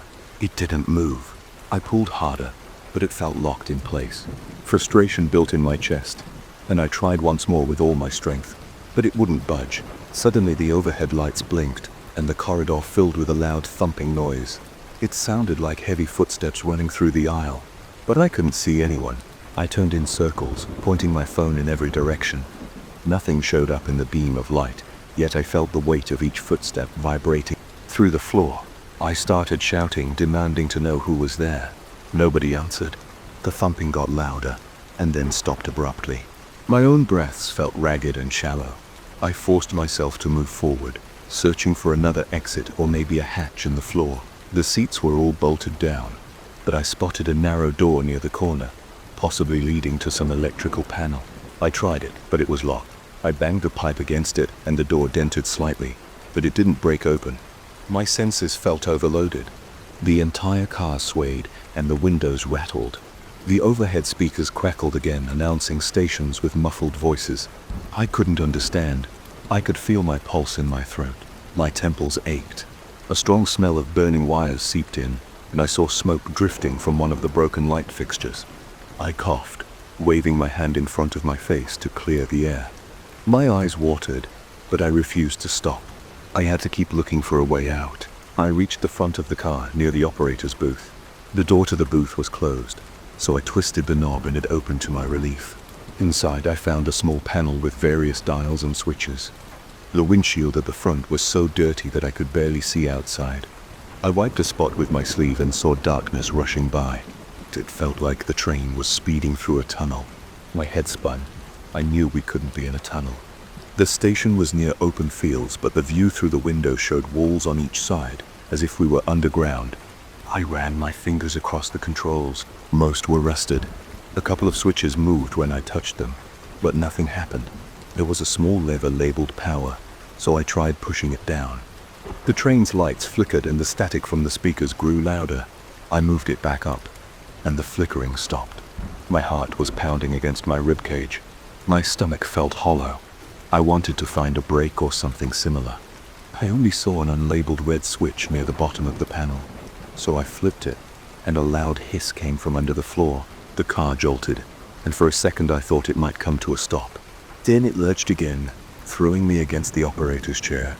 I crawled back out into the aisle, where my knees felt weak, and I used one of the seat backs to pull myself up. The overhead lights had dimmed, giving everything a dirty yellow glow. Shadows seemed to flicker at the edges of my vision. I kept hearing those muffled voices through the speakers. I held the pipe tightly, moving toward the rear of the car again. My goal was to try the emergency door once more. Maybe it had unlocked. As I inched down the aisle, I noticed movement in the seats. I raised my phone's light. A figure sat there facing away from me. It wore dark clothing, but I couldn't see the face. My throat went dry and I almost dropped the pipe. I called out, but the figure didn't respond. I stepped closer, sweat rolling down my back. I tried to see if it was an actual person or a shadow. My phone's light illuminated part of the seat, but the figure was gone. The seat was empty. It felt like my mind was playing tricks on me, but I was sure I had seen something there. I hurried to the rear door. I put my hand on the handle. It turned, and the door opened. My chest flooded with relief. I stepped through and found myself in a small space that connected to the next car. But there was no next car. Outside, I saw absolute darkness. No track, no platform, no lights, just a void. The wind whipped through, cold and sharp. The train was definitely moving. I shut the door, not wanting to fall into that emptiness. When I turned around to go back into the car, the door behind me slammed shut and locked from the inside. I rattled the handle, cursing under my breath, but it wouldn't open again. I felt stuck in that small space with the wind howling through the crack at the edge of the door leading outside. My heart pounded and my mouth tasted bitter. I had to make a decision. Either stand there waiting for something else to happen or move back in. Suddenly the lights inside the car blinked off. I was left with the glow from my phone. I could barely see past the window in the door. The overhead speakers crackled again, and I heard another announcement. It sounded like a final stop. My gut twisted, and my breathing sped up. If this was the final stop, I wanted off. I just needed to find a safe way out without jumping into the darkness. I banged on the door demanding that it open. I used the metal pipe to pry at the edges. Finally, the latch clicked, and I managed to push it open. I stumbled back into the main car. The seats were now illuminated by a faint green glow from the emergency lights that had switched on. I noticed something odd. The seats were no longer covered in dust. They looked cleaner, as if the train had been in use. My head spun. I walked down the aisle again, checking each row. No shadows, no figures. Then the car lurched one final time and became still. Everything stopped. The vibration, the flickering lights, even the static overhead. I went to the door I originally tried to leave through. I pulled it, and this time it swung open without resistance. I stepped outside onto a platform that looked partially collapsed. The air felt cold. My hands were trembling. I heard a faint screech as the train door slid shut behind me.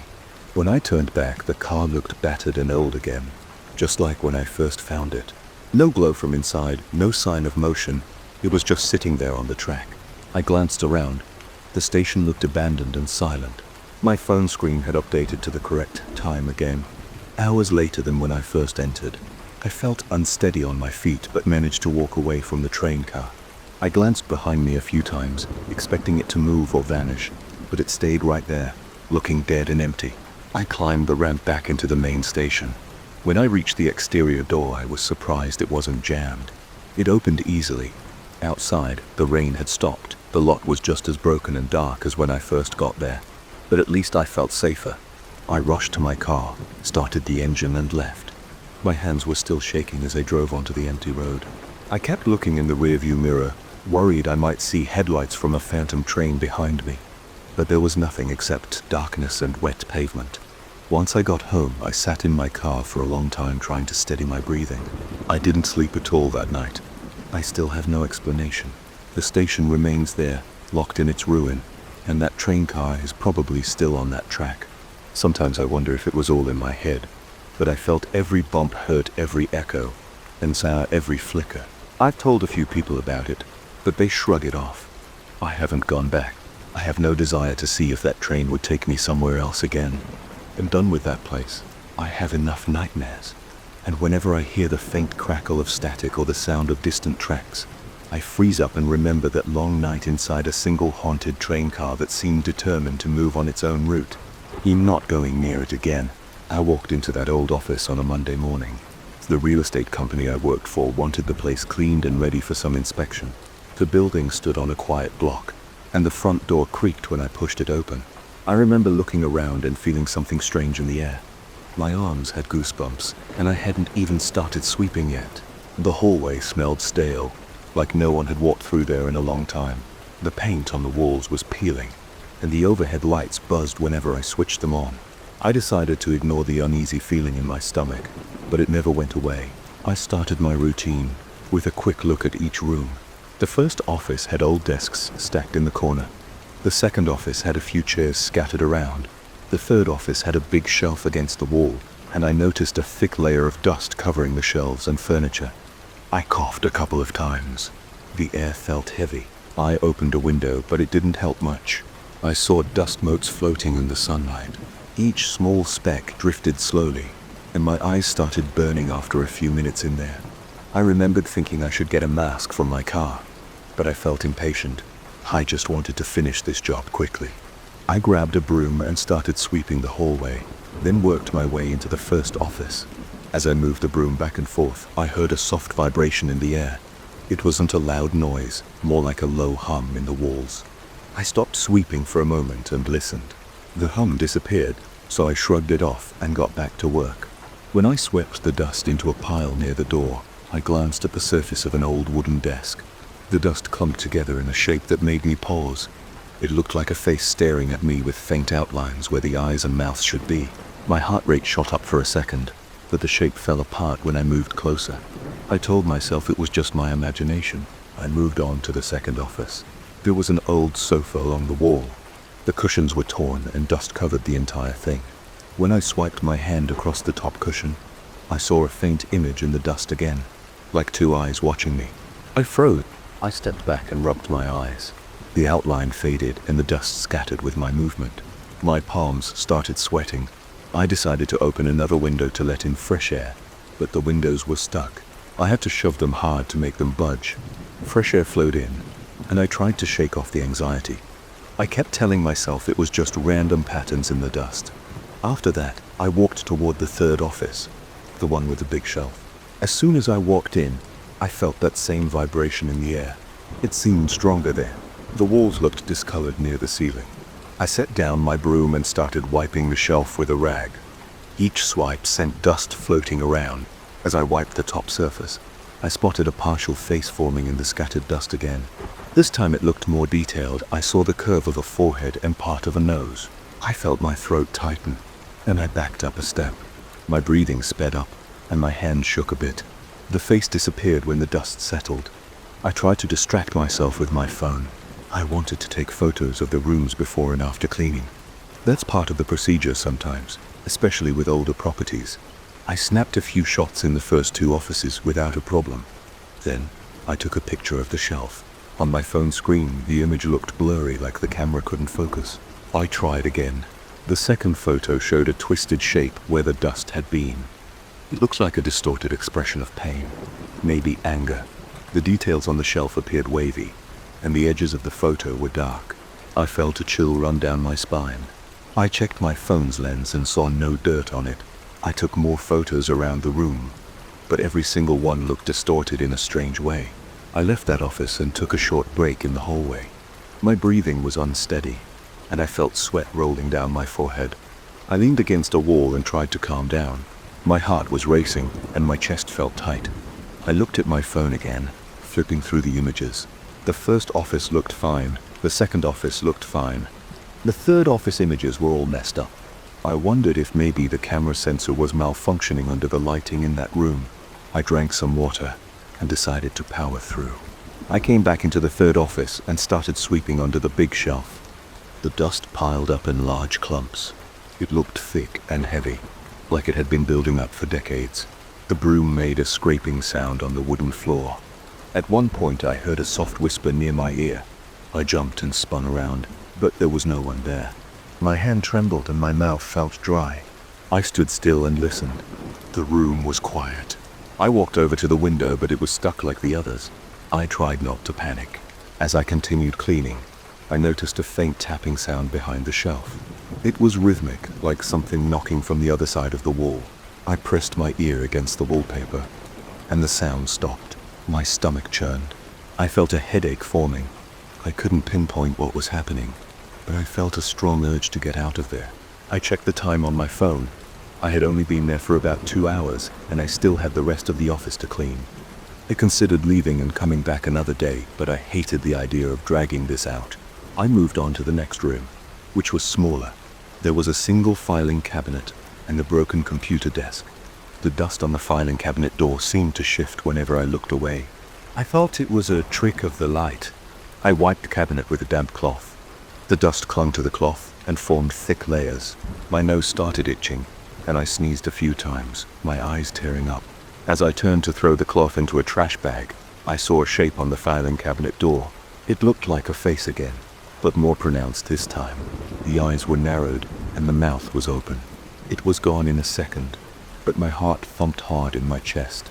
I took out my phone and tried to film the cabinet. The video flickered, showing static lines across the screen. After a few seconds, the screen froze, and my phone restarted by itself. I stood there confused. I rubbed my forehead, feeling a slight headache. The back of my neck felt damp with sweat. I slid my phone into my pocket and finished cleaning the cabinet as quickly as I could. My hands wouldn't stop shaking. Around noon, I decided to eat a quick lunch in the hallway. I unwrapped a sandwich and drank more water. My throat felt scratchy and my head pounded. The entire building was silent except for the faint hum I had heard earlier. I couldn't figure out where it was coming from. Sometimes it sounded like it was right behind me, and other times it felt like it was coming from the fall. I kept looking over my shoulder every few seconds. I finished half of my sandwich and tossed the rest in a bag. I wanted to finish the job fast and get out. I returned to the third office to clean the floor and baseboards. As I kneeled to scrub a stubborn stain near the corner, I sensed movement in the dust around me. The particles on the floor started shifting on their own, forming small shapes. I leaned closer, and they formed a faint outline of a face near my knees. The eyes were slanted, and the shape seemed to flicker in place. My chest felt tight, and my breathing got shallow. I scrambled back, bumping into the shelf behind me. A few boxes fell off the shelf and hit the floor with a loud thud. Dust rose in a cloud, and the entire room felt electrified. My ears rang for a moment. I stood, my legs shaking, and stared at the new dust cloud swirling in front of me. Several shapes formed in the cloud. I saw multiple faces. Some looked angry, others looked sad. All of them seemed to stare at me. My stomach twisted, and I felt a jolt of adrenaline in my arms. I yelled out, "Stop," without thinking, as if I could command the dust to stop moving. The shapes flickered and dissolved when the dust settled. I felt a pang of relief, but my skin was clammy. and my heartbeat refused to slow down. I grabbed my phone again, determined to document what was happening. I switched to video mode and aimed at the shelf. As soon as I hit record, I heard static in my earbuds. I had them draped around my neck, not playing music at the moment. The phone screen glitched with colorful lines, then a sharp squeal pierced the air, hurting my ears, and I almost dropped the phone. I managed to stop recording, but my phone froze again. I pressed the power button until it rebooted. I checked my gallery, but the video file was corrupted. I couldn't think of a logical explanation for the dust-forming faces, or the camera malfunctions. My shoulders felt tense, and my lower back started aching from the stress. I decided I needed to gather my equipment and finish the last few tasks quickly. I ignored the shapes in the dust as best I could. I stopped trying to take pictures or videos. I wiped the surfaces, swept the floors, and stacked a few boxes near the door. Every so often I spotted a flicker of a face in the dust, and each time my heart lurched. My pulse throbbed in my neck. I felt cornered in a place that didn't want me there. I heard another whisper behind me as I emptied a trash bin. The voice sounded like it was breathing right into my ear. I spun around, clutching the bin, but the office was empty. A chill shot across my arms. My teeth clenched and I muttered, "I'm almost done. That's it." I forced myself to keep moving. The air felt thicker with every passing minute. The faint hum grew louder, and I occasionally caught a soft sigh echoing in the corners. Each time, the hair on my arm stood on end. At one point, I realized I had only one room left to check. A small storage closet in the back. I walked in and flicked on the light. The bulb flickered overhead. The closet smelled musty. There were old shelves covered in dust, a few broken chairs, and some sealed boxes. I started sweeping the floor. The dust formed a small pile, but I kept my eyes on it, worried I'd see another face. I did.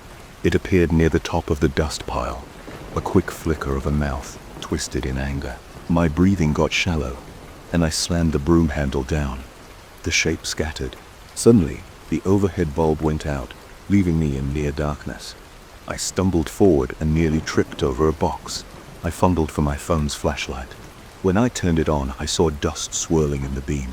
I moved the light around, and the dust drifted slowly to the floor. I felt dizzy, like the air was pressing in on me. I hurried out of the closet. My shirt was damp with sweat. My legs felt weak. The hum in the wall sounded louder in that narrow space. It vibrated through my bones. I returned to the hallway and slumped against the wall, my breath shallow and my mouth tasting bitter from stress. I told myself I had done enough cleaning. The important areas were handled. I gathered my supplies, shoved them into a bag, and headed for the exit. As I reached the front door, I looked over my shoulder one last time. The corridor stretched out behind me, dimly lit.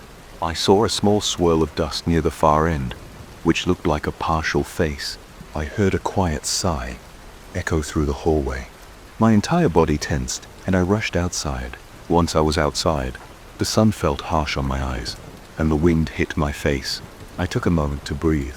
My hands were shaking, and my heart pounded in my chest.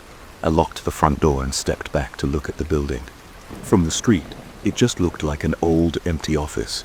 There was no sign of anything unusual. The windows were grimy, and the paint on the facade was chipped. Nothing about it suggested strange dust shapes or distorted images. I felt sweat dripping down my temples. I rubbed my palms on my pants, trying to calm down. I got in my car and cranked the AC. My phone finally worked normally outside. I glanced at the photos again.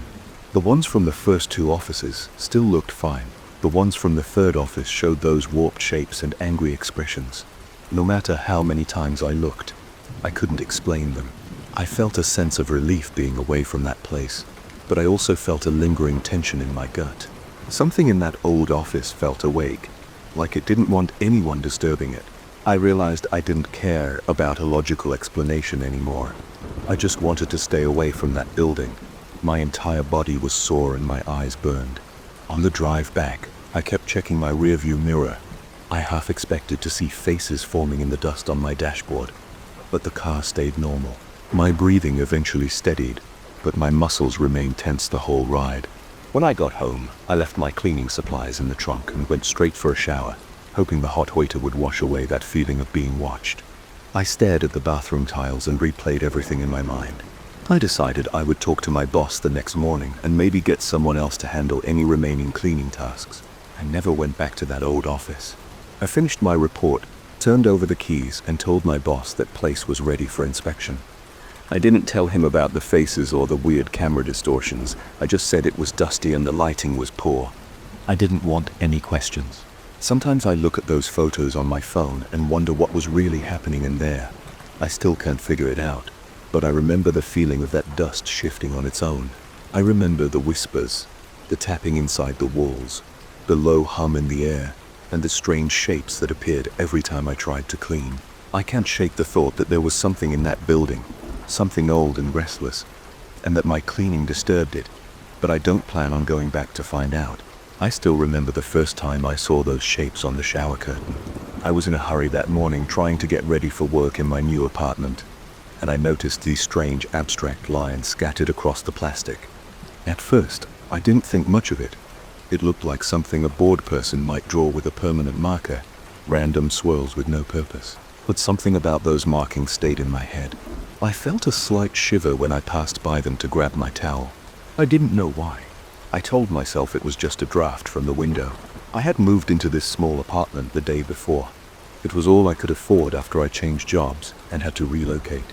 The landlord gave me the key, walked me up the creaky stairs, and pointed to a few spots on the walls where the paint was chipping. He said he planned to fix them eventually, but he never mentioned anything about the bathroom. There was a strange look on his face when I asked if the place had been vacant for long, but he just shrugged and said not many people stuck around. I didn't pry. I was happy to have a roof over my head. That first night, I was too tired to notice anything unusual. I unpacked some clothes, ate takeout on the floor, and passed out on my futon. The next morning, I took a quick shower. That's when the drawings on the curtain first caught my eye. The curtain was already there when I moved in. It looked cheap, slightly yellowed around the edges, but I didn't pay much attention. I needed to get clean and get going. I left the apartment around 8, thinking about nothing but my new job. That evening, I came home with a few groceries and some cleaning supplies. I decided to scrub the bathroom because the entire place felt grimy, and the smell near the tub was a little off. Not rotten, but like old mop water. I took the shower curtain down. I carried it into the hallway because I wanted to see if it was worth cleaning or if I should just toss it and buy another one. The abstract drawings were all over the plastic front and back. Some lines were thick and spiraled into clusters, while others were thin and jagged. When I moved the curtain under the light, I thought I saw faint shapes hidden behind the bigger lines. It reminded me of scratch marks. I felt unsettled, but I shrugged it off and decided it wasn't worth the hassle. I put the curtain in a plastic bag and tossed it in the dumpster out back. The next morning, I woke up to a chill in the apartment. I walked into the bathroom and there it was again, the same curtain hanging from the rod. I stopped in the doorway, confused. I stood there, squinting. I knew I had thrown that thing away. I lifted a corner and checked the design. The lines and clusters were identical. I rubbed my eyes, thinking maybe I was half asleep. I checked the shower rod. It wasn't new. It had the same old rings, some of them rusted. I pulled the curtain down and inspected it. There was a small stain on the lower right corner that I recognized. It was definitely the same piece of plastic. My heart started beating faster. I shook my head and tried to come up with a simple explanation. Maybe I threw out the wrong curtain. Maybe the landlord replaced it with one that looked the same. I wasn't sure. I felt uneasy but told myself I was just overreacting. I decided to go buy a brand new curtain. That afternoon I drove to a nearby store, bought a plain white one and brought it back. I removed the old curtain again, rolled it up, and threw it in the dumpster. I hung the new one, then double-checked that the door was locked. I didn't want anyone sneaking in to switch curtains for some weird prank. That night, I was restless. I heard odd creaking sounds in the apartment, which I assumed came from the pipes or the old floorboards. Around 2 a.m, I felt a draft, so I got up to close the bathroom window. I flicked on the light. The old curtain was back. My new white curtain was gone.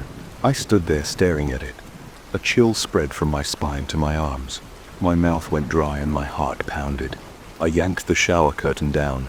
My hands were shaking. I didn't know what to do with it, so I stuffed it in the cabinet under the sink. The next day I decided to get to the bottom of this. I called the landlord and asked if he'd been in my unit.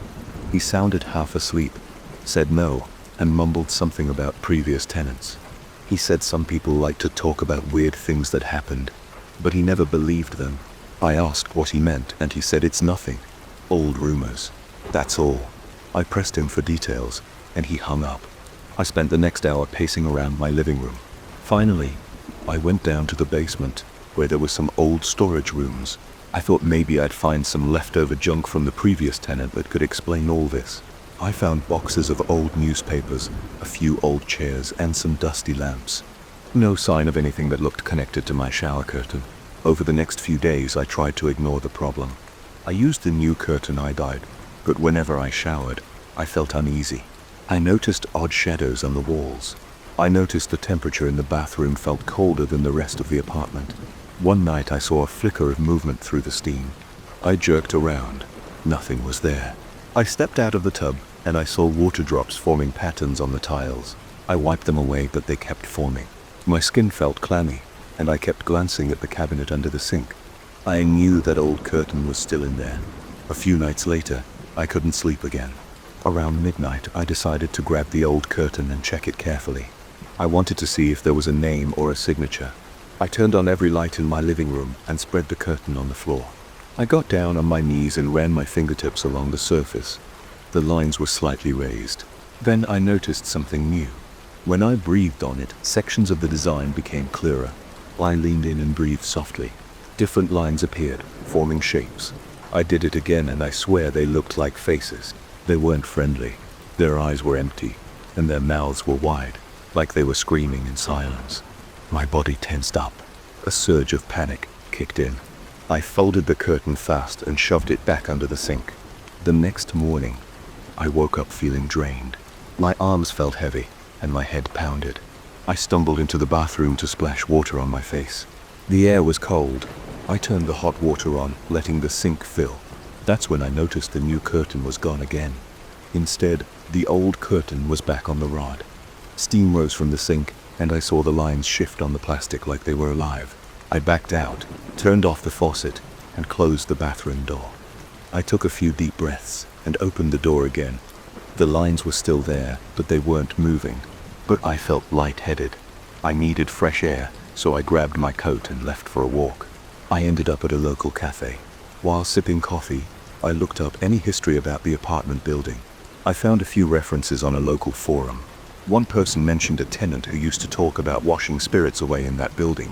Another person claimed they heard weird sounds in the pipes whenever they turned the hot water on. I scrolled through old posts until I came across a rumor that someone had practiced spiritual washings in the exact apartment I was renting. There weren't any graphic details, just talk of rituals in the bathroom. I felt a cold sweat on my forehead. My stomach felt tight. I realized I had to figure out a way to get rid of that curtain for good. I went back home with a plan. I wrapped the curtain in thick plastic, taped it up, and stuffed it in a large trash bag. I took that bag outside, walked a few blocks, and threw it in a public dumpster near some stores. I made sure it was buried under other trash. Then I went back to my apartment and locked the door. That night, I tried to calm myself by watching TV and avoiding the bathroom. When I finally went to bed, I left the lights on in the hallway. The next morning, I took a step into the bathroom. My heart skipped a beat. The curtain was back again, hanging from the same hooks. This time, though, I noticed something else. The faces were clearer. They had more detail around the eyes and mouths. I saw deep lines on their foreheads, the eyes looked hollow, and the mouths looked twisted, as if they were trying to form words. I walked closer slowly. My hands were clammy. The faces seemed to shift when I moved. I leaned in, and I swear one face turned slightly toward me, as though it was following me with its hollow gaze. I stumbled back, nearly slipping on the wet tile. My heart pounded, and my legs trembled. I had to find a different approach. I grabbed my phone and searched for local experts. Maybe someone who knew about weird items or hauntings. I found a name mentioned in a thread about spiritual cleansing. It was an older man who lived a few miles away. I called him, but nobody answered. I kept trying until he finally picked up. He sounded annoyed, but listened to my problem. He told me I should leave the apartment if I was smart. When I insisted, he told me I'd need to finish what was started. I pressed him to explain, but he just said those faces were stuck. still needing release. He said I might have to confront them directly with hot water and steam. I didn't like that idea at all, but I had no other plan. That night I turned on the hot shower. The bathroom filled with steam. I felt my pulse quicken. My skin felt sweaty, and my shirt stuck to my back. The curtain started to move, like a gentle breeze was blowing through, even though the window was closed. I saw the faces appear in the clouds of steam. They looked more solid than before. Their mouths seemed to open wider. The lines looked like twisted veins running through each face. They pressed closer to me. I could almost see the outline of shoulders and arms. I backed up against the wall. I felt a sharp pain in my chest as I struggled to breathe. In a shaky voice, I demanded they leave. I repeated that I wasn't their captor, that I had nothing to do with their binding. Sweat dripped down my temples. The faces kept forming. One of them, a wide-eyed shape with sunken cheeks, pushed out so far it almost touched my shoulder. I flinched and raised my arm, but it just lingered there, silent. My eyes burned from the humidity and fear, but I kept talking, telling them I was letting them go. I pulled the curtain open, letting more steam escape. The shapes flickered. I heard a low, faint sound in my ears, like a moan. My eyes darted around, looking for the source. I felt my heart racing so fast I thought I would pass out. I stuck my arm through the steam and grabbed the curtain with both hands. The plastic felt cold despite the heat. My arms shook as I ripped it off the hooks. I stepped out of the bathroom, the hot water still running behind me. I wrestled with the curtain, pressing it to the floor. I tried not to look at the faces. My body trembled and my heart pounded. It felt like I was fighting a live thing, but I kept a tight grip. Then I dragged it back into the bathroom, letting the hot steam wash over it. The lines seemed to swirl. The faces flickered in and out. I heard more of that low moan. I gritted my teeth and forced myself to keep going. I repeated, "I'm letting you go," telling them to leave through the steam. My hands felt numb and my legs shook. After a few minutes of standing there in the heat, I felt the plastic grow still. The lines stopped moving. The moaning faded away. I turned off the water, breathing hard. I held the curtain up, and the shapes looked dull. The faces weren't as defined.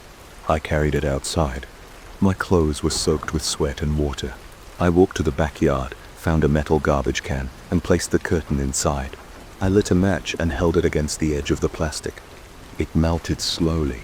A foul smell drifted up, and I almost gagged. I kept going until the entire curtain was reduced to a lump of half-melted plastic. The smoke burned my eyes. I coughed and spat. Finally, I doused it with water from a garden hose. The lumps hardened. I stood there in the cold air for a long moment, just breathing. My clothes were soaked, and my arms felt heavy. I looked around, expecting something to leap out of the shadows, but nothing happened.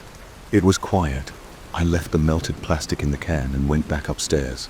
I cleaned up the bathroom, wiped off the floor, and opened the window. The stench of hot plastic still clung to me, so I took a quick shower behind an empty rod. The next morning, I bought another new curtain. This time it stayed where it should. After that, the apartment felt different. The bathroom no longer seemed cold. The stale smell was gone, and the lines on the walls looked normal.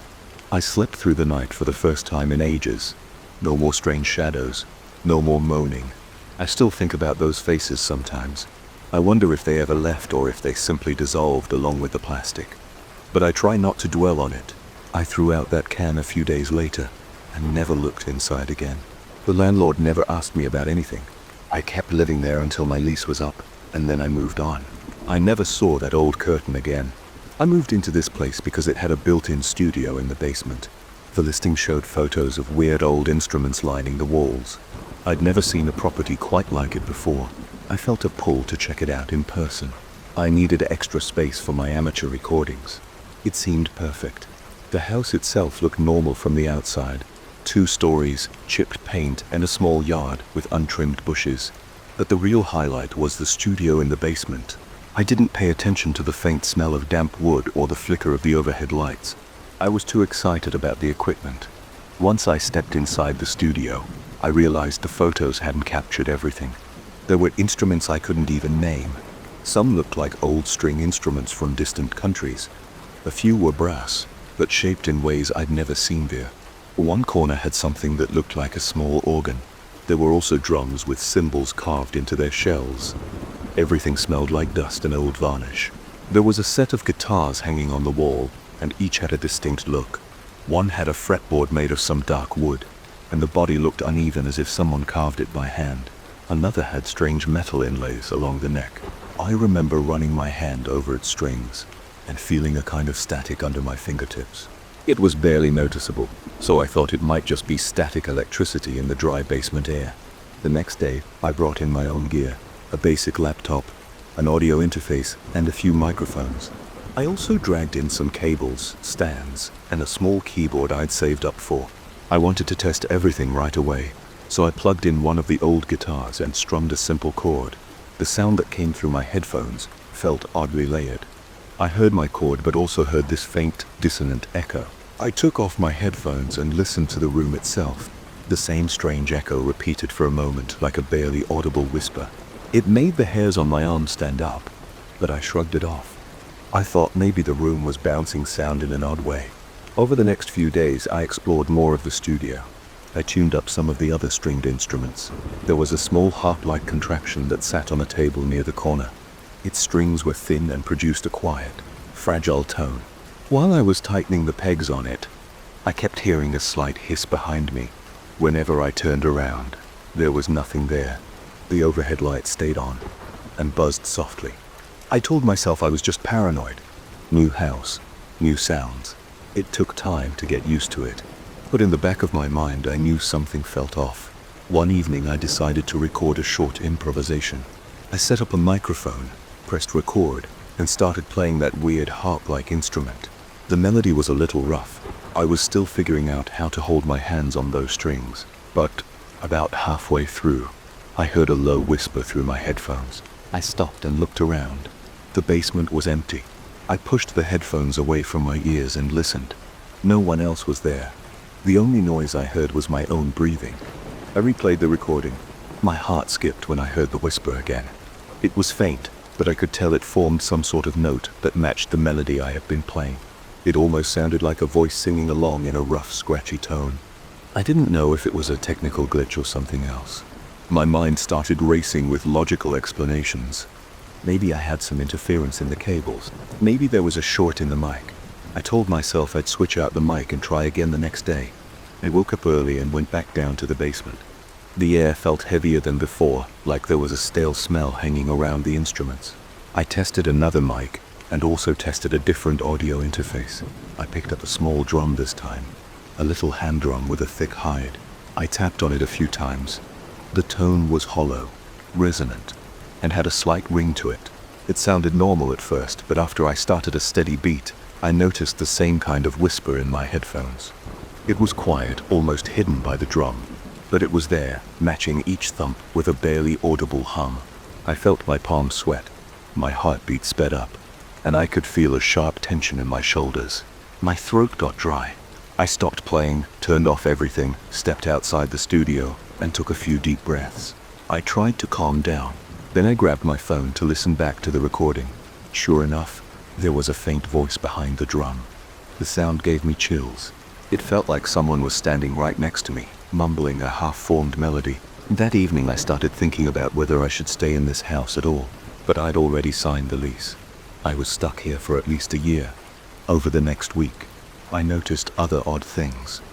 The instruments, especially the guitars, always seemed a little more in tune whenever I walked into the studio. I'd leave a guitar slightly out of tune on purpose, but when I came back, it was perfect. I thought maybe I was forgetting that I'd tuned them. I also heard faint squeaks and creaks at night, like something was moving around in the basement. I kept the studio door locked, but I still heard these random sounds. One night, I woke up to the faint strum of a chord. I ran downstairs with a flashlight, but found nothing unusual. The guitars were still on the wall hooks. The keyboard was off. The basement lights were out, so I flipped them on, looked around, and saw no sign of anyone. But the air had that heavy feeling again. I decided to try to capture some video footage. I set up a camera in the corner of the studio, pointed at the instruments. I left the lights on low and hit record. I went to my bedroom, closed the door, and tried to sleep. In the morning, I checked the footage.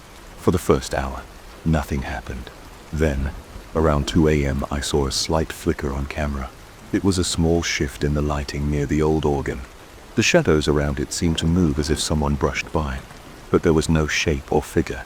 Right after that flicker, a few instruments on the wall started to vibrate. The guitar strings quivered as if they were plucked by invisible fingers. Then everything went still again. My stomach churned. I felt a cold sweat break out on my forehead.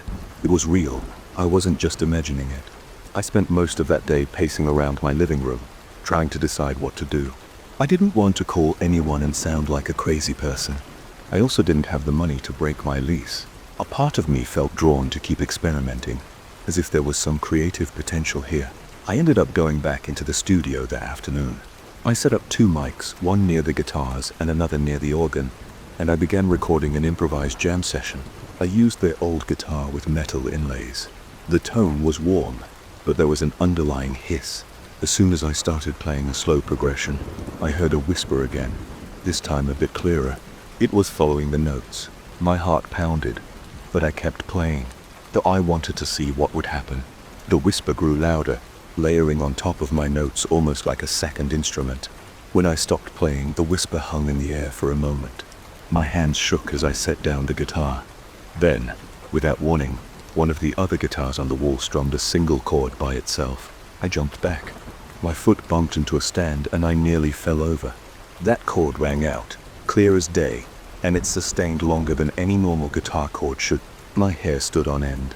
I felt a trembling in my chest and a wave of goosebumps along my arms. The chord faded after what felt like a minute, although it was probably only a few seconds. The studio went quiet. My breathing was shallow. I packed up my equipment for the day and left. My hands were clammy and my stomach tight. Over the next few days, I found myself strangely drawn to that space again. It was scary, but I couldn't resist the urge to test more instruments. Something about it felt like a challenge. I kept thinking about the possibility of capturing a unique sound. Part of me wondered if I was making some kind of historic discovery, like proof that something beyond normal human perception was influencing music. I tried to rationalize it as an audio phenomenon or some kind of feedback loop. But the more I recorded, the more these voices appeared. They never sounded like any living person. They were always slightly off pitch, as if they were trying to mimic the notes, but couldn't get them perfectly. One night, I was playing that small harp-like instrument again, when I noticed that multiple voices were joining in. They were quiet, but I could hear at least 3 distinct tones moving in and out of harmony, creating this eerie chord progression. My breath itched. My fingers felt stiff, but I forced myself to keep plucking. I wanted to hear the pattern. I thought maybe it would fade out if I stopped. The voices grew in volume, pressing against my ears, almost drowning out my own playing. Then one of the drumheads let out a low rumble, even though I wasn't touching it. A string from the organ snapped with a sharp twang. I jumped and my knee banged into the table. That ended my session right there. I turned off everything and sat on the chair, breathing hard, trying not to panic. After that, I got nervous that things might escalate. It felt like the studio was leading me towards some final piece. Each time I played, more voices joined in. I started having trouble sleeping. I kept hearing faint music in my dreams. My body felt sore and my head hurt. But every morning I went back downstairs to try again. It was like an obsession. I told myself I'd stop once I figured out what was happening. My rational mind said this was a bad idea, but I couldn't stay away. I also noticed that the instruments sometimes changed tuning on their own. I'd come in, check the strings, and see that they'd moved to a different pitch. It wasn't random. All of them seemed to align in a certain scale. I recognized it as some kind of exotic scale I'd never really tried before. I put fresh batteries in my camera and recorded a long session. I picked up that old guitar and started playing in the scale I found. The voices began quietly, just a few faint hums matching my notes. Then, after about a minute, I heard a deeper voice in the distance, almost like a bass note. My chest fluttered, and my face felt hot. I had trouble keeping my hands steady, but I continued, following this strange melodic path. The rest of the instruments in the room resonated on their own.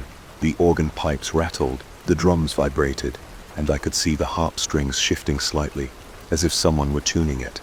A thick tension filled the air, making it feel hard to breathe. My skin tingled all over. I had this overwhelming sense that if I finished whatever piece was forming, something would appear right there in front of me. I pushed on. My heart was beating so fast it hurt. and my temples throbbed. I played chord after chord, guided by the tuning that the instruments seemed to want. The whispers filled the room. I heard multiple voices now, each one distinct, forming a chorus that surrounded me. The lights flickered and the shadows on the wall moved in sync with the music. My mouth went dry, and I swallowed hard. I wanted to stop, but my hands kept going, as if they weren't mine anymore. My legs trembled under the chair, and sweat rolled down my back. The tension built to a point where I felt like I might faint. Then, just when the music reached its peak, I forced myself to yank my hands away from the strings. The voices lingered for a second, echoing the final chord. Then everything went silent. No hum, no whispers, no strange tuning. My breath came out in a loud gasp, and I realized I'd been holding it. My heart pounded against my ribs, and I wiped sweat from my forehead. The overhead light flickered one last time, and then stayed steady. The instruments didn't move. I let out a shaky laugh, but it was more of a panicked exhale. I knew that if I had pushed any further, something would have come through. I could almost sense a shape forming in the air. But I stopped in time. I reviewed the footage later, and most of the audio was garbled with static once the voices started. The camera kept trying to focus, but there was nothing in front of it. The instruments, though, clearly vibrated on their own. I could see them move in the video. That was enough proof for me that I wasn't imagining things. I haven't tried to finish that piece since. The instruments remain down there, half-tuned to that weird scale. Sometimes when I walk by the basement door, I hear a faint note or two, like they're calling me back in. My chest tightens whenever that happens. My hands might twitch, but I don't go down unless I really have to. I keep the lights off. I keep the door locked. Every so often I stand at the top of the basement steps and listen. I still feel tempted.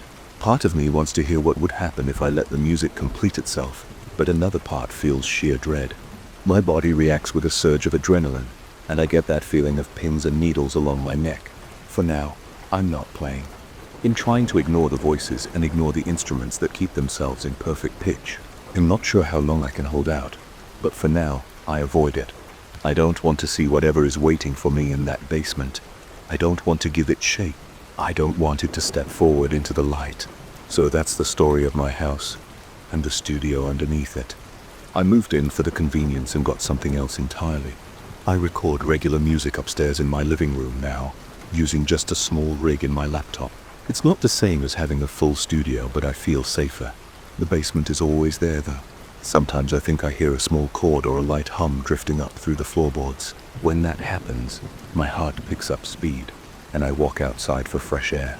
I try not to linger in the yard for too long because I can still feel that pull from the basement window. It's like it's challenging me, reminding me that the final notes are still missing. If I ever play them, something will show up, and I'm not ready to find out what it is. I still remember the first time I walked into that basement. I didn't feel any wind on my face, but heard these tiny bells rattling against each other. It was the kind of sound that makes you pause and check if you're imagining it. Or wasn't the noise came from the ceiling, where dozens of bells hung from old wooden beams. Some were brass, some steel, others looked like ceramic. They were spaced at random intervals, clinking and chiming in odd rhythms that made no sense to me. I stood at the bottom of the stairs holding a flashlight, scanning the darkness for any sign of movement. There was nothing but those bells and the unsettling echoes they produced. My heart pounded, my palms felt clammy, and I felt a dull pressure in my chest, like the air itself pressed down on me. My reason for being there was simple enough. I was helping a friend, a collector of antiques who needed someone to sort and catalog items stored in that basement. He told me the place had an odd vibe, but reassured me there were no rats or insects. He just said it felt off. I stepped into that space with a clipboard, ready to write down the condition of each piece, how many items there were, and if anything needed cleaning or repair. The basement walls were concrete, with no windows. The overhead bulbs worked, but the lighting was weak, casting weird shadows across the beams. I could see the outline of each bell, some large enough to fill my palm, others as small as a thimble. All were suspended from hooks or strings. One looked dusty, which was strange for a basement filled with old furniture and crates. They looked polished, as if someone had been taking care of them. I did my best to ignore the bells at first. I wrote down the condition of a few pieces of furniture, opened a crate to see what was inside, and found nothing interesting there. just old plates. When I moved to the next corner, I heard a clear ring overhead. I froze. It sounded like one of those fancy restaurant bells, the kind you tap with your finger. But I hadn't touched anything. No breeze came through. I stood still, listening. The bell rang again. Then a second bell joined in, its pitch higher. I looked up and saw two bells swinging gently, as if a light gust had moved them, but I didn't feel a thing on my skin. The first night, I tried to shrug it off. I kept telling myself it was just some weird draft. Maybe the ventilation system was on, or maybe temperature changes caused some airflow. But as I stood there, the bells started ringing in a pattern. It wasn't random. I heard 3 rings, a pause, then 1 ring, another pause, then 2 rings, then another pause. My heartbeat sped up. I glanced around to see if maybe someone was pulling a trick on me. But I was alone. My eyes scanned every corner. Nothing moved, except for those 2 bells still swinging in that slow, deliberate motion. I spent another hour in the basement that night. The bells settled eventually, and I finished my work as best I could. My breathing felt shallow the entire time. My shoulders were tense. When I headed upstairs, I closed the basement door behind me with a little more force than I intended. My friend asked me how it went, and I said it was fine. But that basement gave me a weird feeling. He said he wasn't surprised. I remember he looked a bit uneasy, but he didn't say anything else. He just told me I could come back the next day to keep working. That next day, I arrived in the late afternoon. The sun was still out, so I felt a bit more comfortable. I went straight to the basement, but this time I paid close attention to the ceiling. I wanted to understand how these bells were arranged. I saw thin wires running across some beams. Other bells hung from fishing lines or thick cords. No 2 bells looked the same. Some had tiny inscriptions I couldn't read. One looked like it was made of some dark metal with dents and scratches.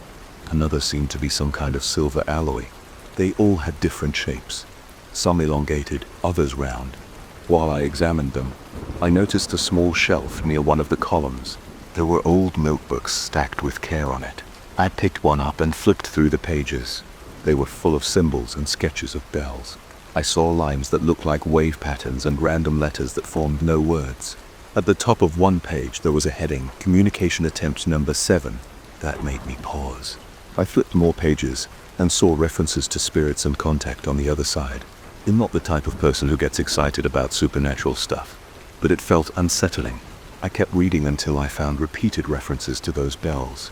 The notebooks claimed they were used to open channels to invite transitory presences who hadn't fully crossed over. It looked like someone had spent a lot of time studying these bells, trying to decode the sequences. I heard a faint chime overhead. I slammed the notebook shut and looked up. Nothing moved. My nerves were on edge. I put the notebook back on the shelf and tried to focus on my task. But the more I stayed in that basement, the heavier the air felt. My chest got tight again. I decided to wrap up quickly and leave. I only recorded a few items before shutting off the lights and climbing the stairs. I told my friend I had to go home early. He didn't ask questions. He just looked at me with concern and said we could talk later. That night I couldn't sleep well. My mind replayed those bells. I woke up in a cold sweat around my heart racing. I sat on the edge of my bed, trying to calm down. My thoughts wandered to those notes. Communication, spirits, transitory presences. I kept telling myself it was all nonsense, that there had to be a reasonable explanation. But I couldn't shake the unease. The next day I returned to the house with a plan. I would stay in that basement late into the night and see if I could figure out what was causing the bells to ring. I didn't tell my friend my plan. I just said I'd be working late. I went down after dinner, armed with a flashlight, a voice recorder, and a notepad. I set my phone to record audio too. The basement was quiet for the first hour. I shuffled some crates around, checking for any drafts or hidden vents. I saw no evidence of any mechanical device or strings that might move the bells. The place looked totally normal, aside from the weird arrangement on the beams. I was about to give up, thinking maybe the bells wouldn't ring that night, when I heard it, a single soft ding to my left. I turned my flashlight and saw a small brass bell swaying back and forth. A chill ran up my arms. I walked over, looked at it, and felt no breeze or temperature change. The bell slowed to a stop. I stepped back and waited. Another bell, slightly bigger, rang on the opposite side of the room. My chest tightened. I felt sweat forming on my forehead. I wiped it away and forced myself to remain calm. I clicked the record button on my phone. The bells began chiming again. There was a pattern: 3 short rings, a pause, 1 long ring, another pause, 2 short rings. It repeated. I stood there listening, writing down the sequence on my notepad. I wrote each ring as a dot or a dash, hoping it might form some kind of code. My breathing was shallow and my legs felt stiff. I wanted to move, but a sense of dread kept me rooted in place. After a few minutes, the bells stopped. The basement went silent. I played back the recording, but I only heard the rings. No voices or footsteps. I walked around, shining my flashlight at the beams, trying to see if there was something I missed. Then I spotted a little door in the far corner behind a stack of broken chairs. It looked like a crawl space. I hadn't noticed it before. I moved the chairs aside and tried the handle. It opened. Inside was a small compartment lined with shelves full of more bells, all wrapped in cloth. Some shelves held more notebooks and scraps of paper. I grabbed one of the notebooks and flipped through it. On the first page, it mentioned ongoing attempts to reach them. The writing included diagrams of the basement ceiling with marks indicating positions of each bell. I felt a pressure on my chest again. My stomach churned. I didn't want to be there anymore, but I was too curious to walk away. I read more lines. No recorded deaths. But presence is undeniable. These bells serve as conduits. They respond even when no breeze is present. The patterns suggest intelligence. They are trying to reach out. I put the notebook back and stepped away. I felt lightheaded. My hands trembled. I needed air, so I stumbled out of that crawl space and climbed the stairs. I stood in the hallway breathing hard, trying to clear my head. My friend was sitting in the living room reading. He saw my face and asked what was wrong. I hesitated, then told him I'd found more bells in a hidden compartment. He looked surprised, but not shocked. He admitted he had never explored the entire basement. He asked if I felt unsafe. I said the basement felt suffocating, and I described the ringing pattern. He didn't laugh or call me crazy. He looked serious and said he had heard the bells a few times, but assumed it was just the old house settle. We agreed that we would look for an expert. Maybe someone who knew about old signal bells or seance equipment. The next day I returned to the basement, determined to capture clearer audio. I set up my phone in the center of the room and started recording. I walked around, tapping beams to see if they were loose or if there was something that might make the bells move. Everything looked solid. After about 30 minutes, a single bell started ringing again. I rushed to my phone to make sure it was recording. Then a second bell joined in. Then a third. My heart pounded. The sound was almost hypnotic. But I forced myself to focus on the pattern. I wrote it down again. 3 short, 1 long, 2 short. I repeated those marks in my notepad, hoping I could decipher them. During this sequence, my mind wandered to the notes about entities that weren't really dead but stuck between dimensions. I hated the idea, but it started making some sense. Maybe these bells were set up as a kind of invitation. Whoever used to own this place might have believed they could communicate with these entities. As I stood there, I couldn't see any figures or shadows beyond the beams. There was only the sound of metal and ceramic hitting each other. The tension in my neck grew stronger.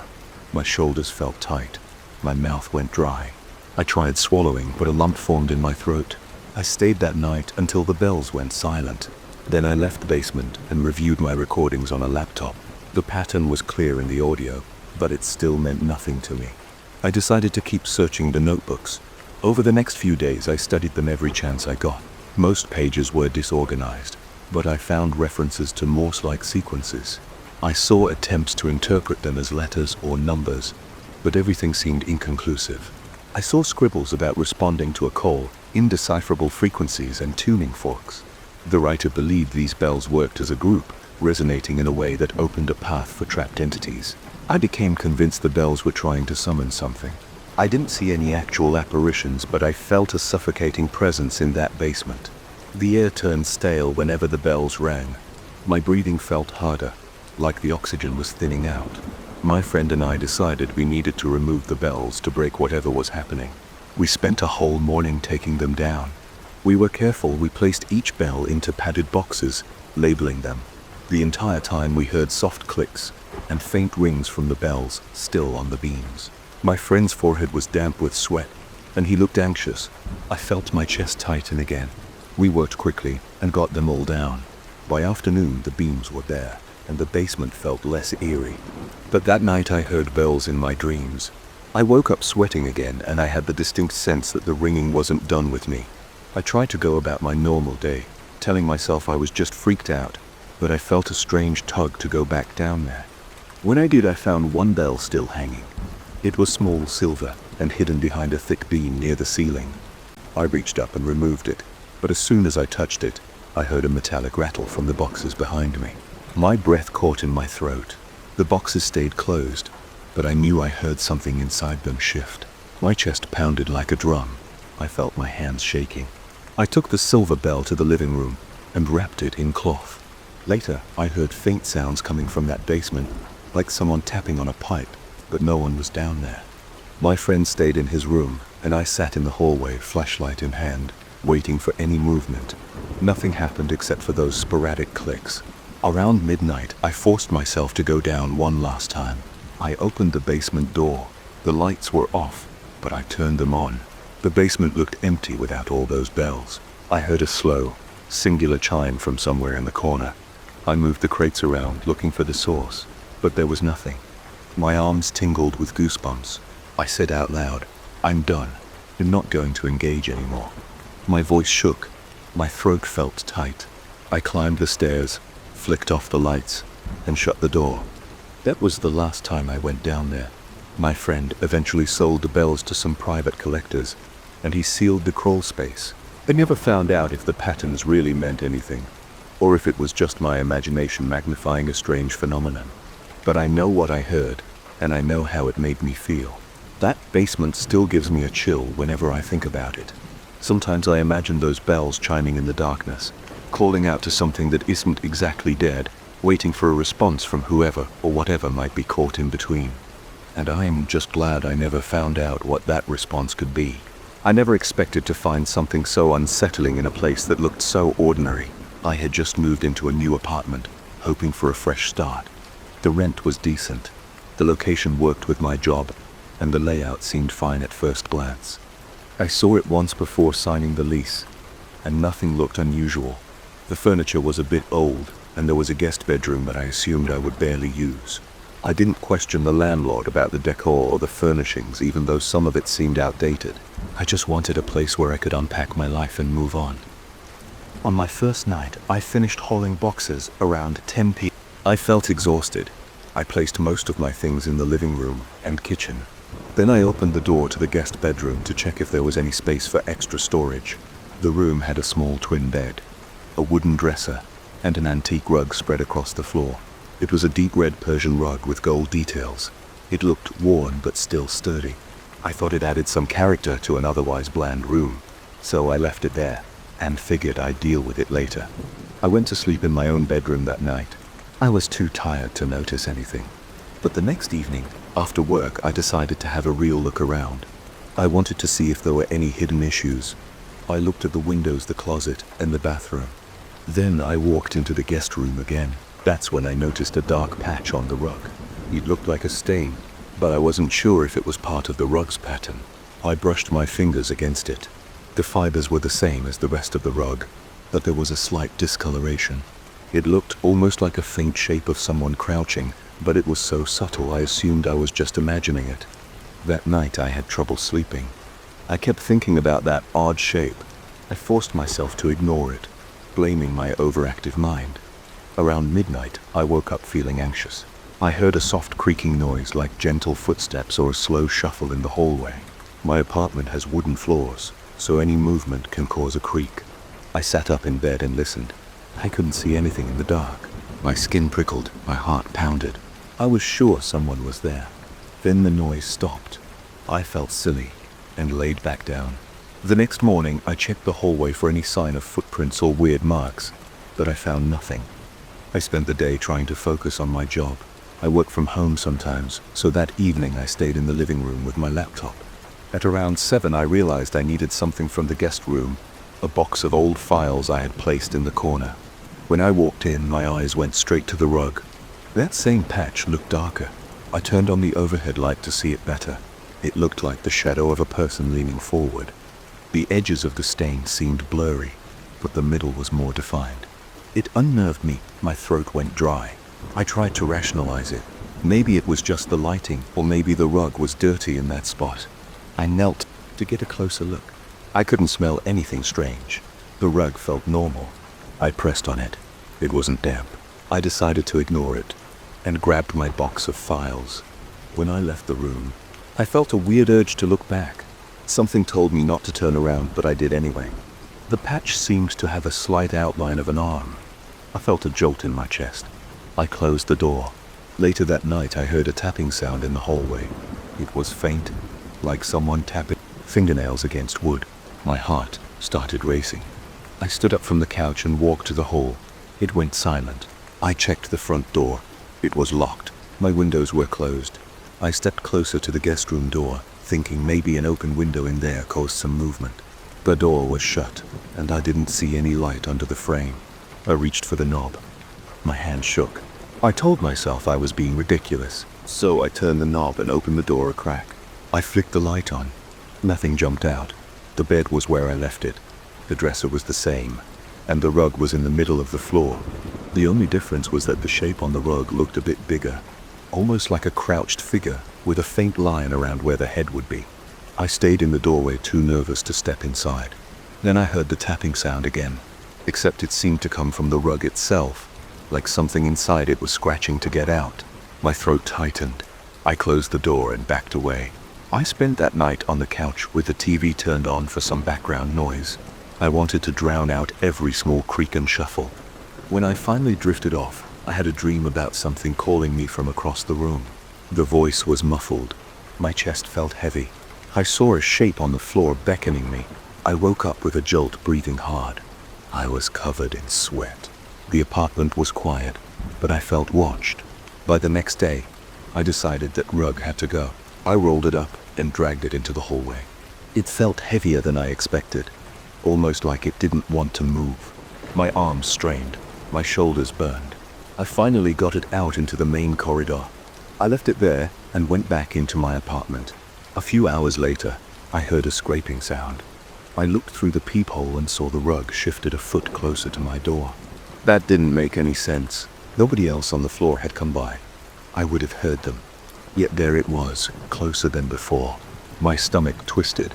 My breathing got rough. I grabbed my keys and decided to drive the rug to the dump that afternoon. I wouldn't even try to sell it. I just wanted it gone. I dragged it down the hallway and into the elevator. I drove to the nearest waste facility. When I tossed the rug onto a pile of trash bags, I felt a weird twinge of guilt, like I was abandoning something that belonged to me. I shook that off. I went back home, trying to feel relieved. I thought that was the end of it. But that night, as I sat on my couch, I heard that quiet, dragging sound again. It was in my hallway. My legs felt weak, and a chill slid up my spine. I walked to the door, trembling. The knob felt cold in my hand. When I opened the door, the rug was there, rolled up against the wall. My breath caught in my throat. I stepped back, then I leaned forward to touch it. It felt solid and real. I didn't know how it came back, or I couldn't explain it. I stared at it for a long time, feeling my heart hammering in my chest. Then I forced myself to drag it back into the apartment. I left it by the front door, planning to figure out a different way to dispose of it. That night, I heard footsteps. They were soft, almost like bare feet moving slowly across the wooden floor. I walked out of my bedroom and flipped on the hallway light. I saw the rug unrolled, leading from the front door to the guest room. That shape was spread out across it again, bigger than before. It looked like it was on all fours, reaching an arm forward. My entire body shook. I wanted to run, but this was my home. I moved toward it, keeping the hallway light shining on it. My breath was fast. I knelt down and tried to see if there was an actual figure there, or just an image. The shape looked flat, but dark, like a stain. As I hovered my hand over it, I felt a slight coolness coming from the surface. Suddenly, I'd heard a creak by the guest room door. I jerked my head up and saw a shadow pass along. There's the wall. I jumped back, and my hand grazed the rug. My skin felt clammy, and a cold wave passed through my arm. I yanked my hand away and scrambled up, backing toward my bedroom. I grabbed my phone, thinking maybe I should call someone, but I didn't know who to call. The landlord? The police? None of that made sense. What would I say? That a rug was haunting my apartment? I decided to sleep with my bedroom door locked and a chair braced under the doorknob. I shut off all the lights, hoping I could just ignore everything for the night. At around 3 in the morning, I woke up to a deep sense of dread. I stared at the door. I heard slow scraping sounds on the other side, like someone sliding their palms across the wood. My heart pounded, and I felt sweat beating on my face. My mind was racing. I waited, listening to every faint movement. Then it stopped. I didn't sleep for the rest of the night. When morning came, I opened the door slowly. The rug was back in the guest room, spread out perfectly on the floor. The shape looked even larger. I could see what appeared to be a hunched back and a faint outline of a head. I felt dizzy. My lungs felt tight. I took a deep breath and walked toward it. My legs shook, but I forced myself to keep going. When I got close, I noticed something like a hand extending from the shadow. It wasn't raised above the carpet.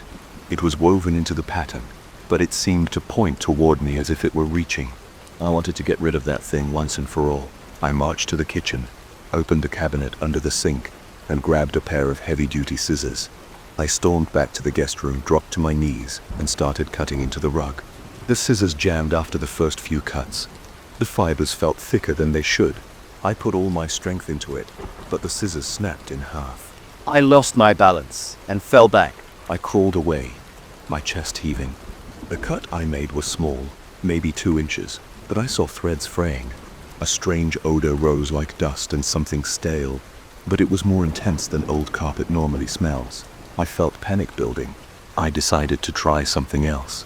I pulled out my phone and searched for an emergency junk removal or a local disposal service. I called the first number I found, but they couldn't come that day. And even if they could, the idea of explaining the rug's weird behavior made me uneasy.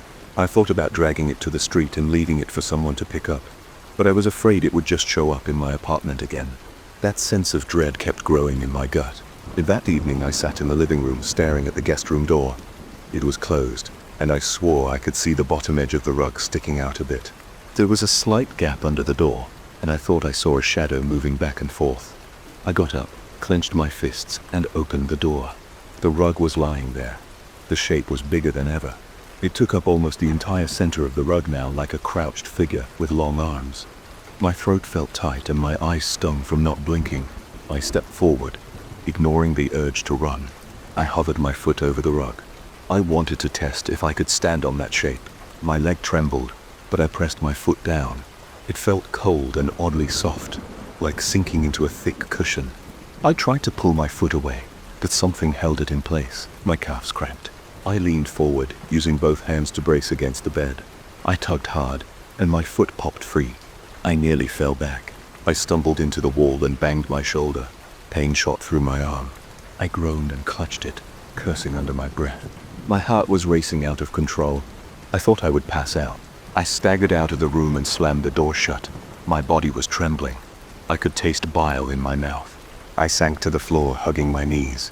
I stayed there for a long time, not sure what to do. The air felt thick, and it smelled faintly of something old and musty. I finally picked myself up and walked to the kitchen. I couldn't stay in that apartment another night, so I packed a small bag with clothes, grabbed my wallet and keys, and left. I locked the door behind me, but I sensed that it didn't matter. I spent the night at a motel nearby, telling myself I'd talk to the landlord first thing in the morning. When I got back the next day, the apartment was deathly quiet. I opened the door cautiously. The place looked normal at first glance. The living room was the same. Then I noticed the guest room door was wide open. The rug lay half in the hallway and half in the guest room, as if something had pulled it out. The shape was more defined, like a figure crouching with its arms extended, frozen in mid-action as if reaching for the door. I felt my blood rush from my face. My fingertips tingled. I couldn't even breathe for a moment. I took a shaky step forward. The floor squeaked under me. My stomach churned. I gripped my phone in my hand but couldn't figure out who to call. Then I heard the softest whisper of fabric sliding along the floor. The rug moved an inch toward me. I backed up, my heart pounding so hard it hurt my chest. My mind screamed for me to leave. but a strange part of me wanted to see what would happen. I took another step back. It slid again, a slow glide. I didn't wait anymore. I turned and ran for the door. I slammed it behind me and fled down the hallway. I didn't stop until I was inside the elevator. My hands shook as I pressed the lobby button. Boy's shirt was sticking to my back with sweat. I had no plan. I just wanted to get away. So that's it. I'm telling you this from a friend's couch where I've been sleeping for a few nights. I haven't been back to the apartment since.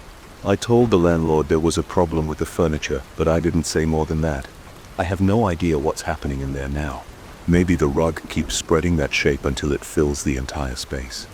Maybe it's just waiting for me to come back. All I know is that I still dream about it. I wake up thinking I hear those footsteps in the hall or that tapping against wood. My foot still feels cold sometimes, like I never really got it out of that rug. I can shake the feeling that it's calling me back, waiting for me to give in. Shabao. I'm not going back, but I'm also not sure how long I can keep running from it.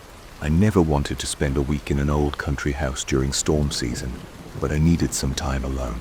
The place looked cheap and quiet in the photos. I thought it would help me clear my mind, get away from traffic and noise, and maybe focus on my writing. When I first pulled up to the driveway, the house looked fine on the outside. It had a wide porch, a few large windows, and a roof covered in dark shingles. The yard was a bit overgrown with some weeds and tall grass near the fence, but I shrugged it off. Inside, the furniture smelled dusty, and the walls needed a fresh coat of paint. There was a slight creaking from the wooden floorboards, especially near the living room window. I figured it was just the natural settling of an old structure. I had no clue what would happen over the next days. I had no clue about the footsteps, the scratching, or the strange laughter. If I did, I might have turned around and driven back to the city without unpacking. On my first night, I cooked a quick meal with some groceries I brought along. I boiled pasta, made a small sauce, and ate at a small wooden table in the living room. The overhead light flickered a bit, which made me uneasy, but I decided it was just faulty wiring. After dinner, I checked all the windows. I made sure they were locked, then headed to the bedroom at the far end of the hall. It was colder than I expected, so I turned on a small electric heater in the corner. Then I lay in bed and listened to the quiet. No cars, no sirens, just the gentle rustling of leaves outside. I felt relieved that it was peaceful, and I drifted off to sleep. Around midnight, I woke up because I heard a soft thump above my head. At first, I assumed it was an animal, maybe a raccoon or something running across the roof. I rolled over and tried to ignore it, but the thumps turned into steady steps. I heard them tapping along the length of the roof right over the bedroom. They moved slowly, almost like a person pacing back and forth. I couldn't dismiss the sound. It felt too regular, too deliberate. My pulse quickened. I sat up, turned on the lamp beside my bed, and waited to see if it stopped. The steps went on for a while, then stopped abruptly. I didn't hear them anymore, so I eventually fell back asleep, though my body stayed tense. In the morning, I thought maybe I had imagined the entire thing. I got dressed and went outside to see if there were any signs of an animal. The yard was damp, and I noticed water dripping from the gutters. I circled around the house with my coffee mug in hand. There were no obvious footprints on the ground near the walls, but something caught my eye on the side of the roof. A few of the shingles looked off-color, like something had scratched away some of the grime. I used a small ladder I found in the garage to climb closer. When I got near the top, I saw faint prints. They looked like footprints, arranged in pairs, but smaller than a typical adult human foot. I felt a chill. The space between each pair of prints seemed narrow, so it appeared as though something had walked upright. I tried running my hand across them to see if it was just discoloration. My fingers bumped against shallow grooves. I pulled back. Whatever made those marks had some kind of claws or sharp edges. I didn't know what to make of it. I climbed down carefully, feeling uneasy. I had the urge to drive away and never come back, but I told myself it must have been some weird animal that somehow stepped like that. That second night, I stayed up later. I read an old book I found in one of the living room drawers. It was a boring travel guide about local hiking trails, so it didn't distract me much. I kept glancing at the ceiling, waiting for sounds. By around 10, I felt drowsy. I was about to turn off the lamp when I heard a faint scraping noise near the front porch. It sounded like nails dragging across wood. My heart kicked into high gear. I put on my boots and grabbed a flashlight. The weather was calm, so I stepped outside. The porch light was weak, so I aimed my flashlight around. The wooden steps creaked under my weight. I didn't see anything unusual, just a few old chairs and some cobwebs. Then I heard the scraping again, above me, somewhere on the roof. I stepped off the porch and looked up. My flashlight beam showed the shingles and the old chimney. I couldn't see any shape or movement, yet I swore I heard something shift, like a weight shifting across the beams. It took everything in me not to run back inside. I forced myself to walk around to the side of the house, scanning for movement. Nothing. It was quiet. Eventually I went back in, locked the door and tried to calm down. I couldn't sleep well that night. I woke up at every small sound. By the time the third day arrived, the sky looked gray and heavy with clouds. I felt exhausted and irritated at myself for getting spooked. I decided to check the attic. Maybe there was a raccoon or some animal living up there. I took the narrow staircase near the kitchen. It led up to a low-ceilinged attic with old boxes, a rickety chair, and a bare bulb hanging from the ceiling. Dust particles floated in the stale air. I poked around, shining my flashlight into corners. There was no sign of a nest or droppings. Everything looked dry and undisturbed. I moved along the beams to get closer to the roof. I tapped on a few boards with my foot, checking for holes or cracks. It all seemed intact. I couldn't explain the noises. I stayed there for at least half an hour, trying to find any sign that an animal was nesting. I found none, so I went back down feeling even more unsettled. My stomach felt tight and my shoulders ached from tension. That evening, the weather shifted. Rain started to fall, and the wind picked up. The house groaned a bit under the gusts.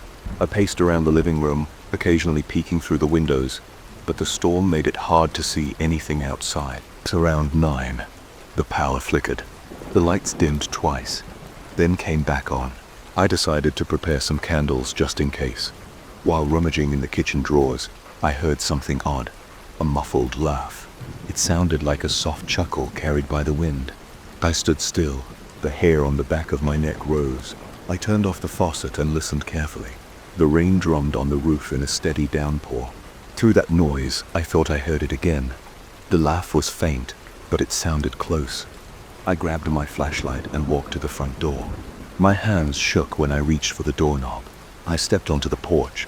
Rain soaked the wooden planks, and water dripped from the porch roof. The wind blew raindrops into my face. I clicked on my flashlight and shone it around the yard.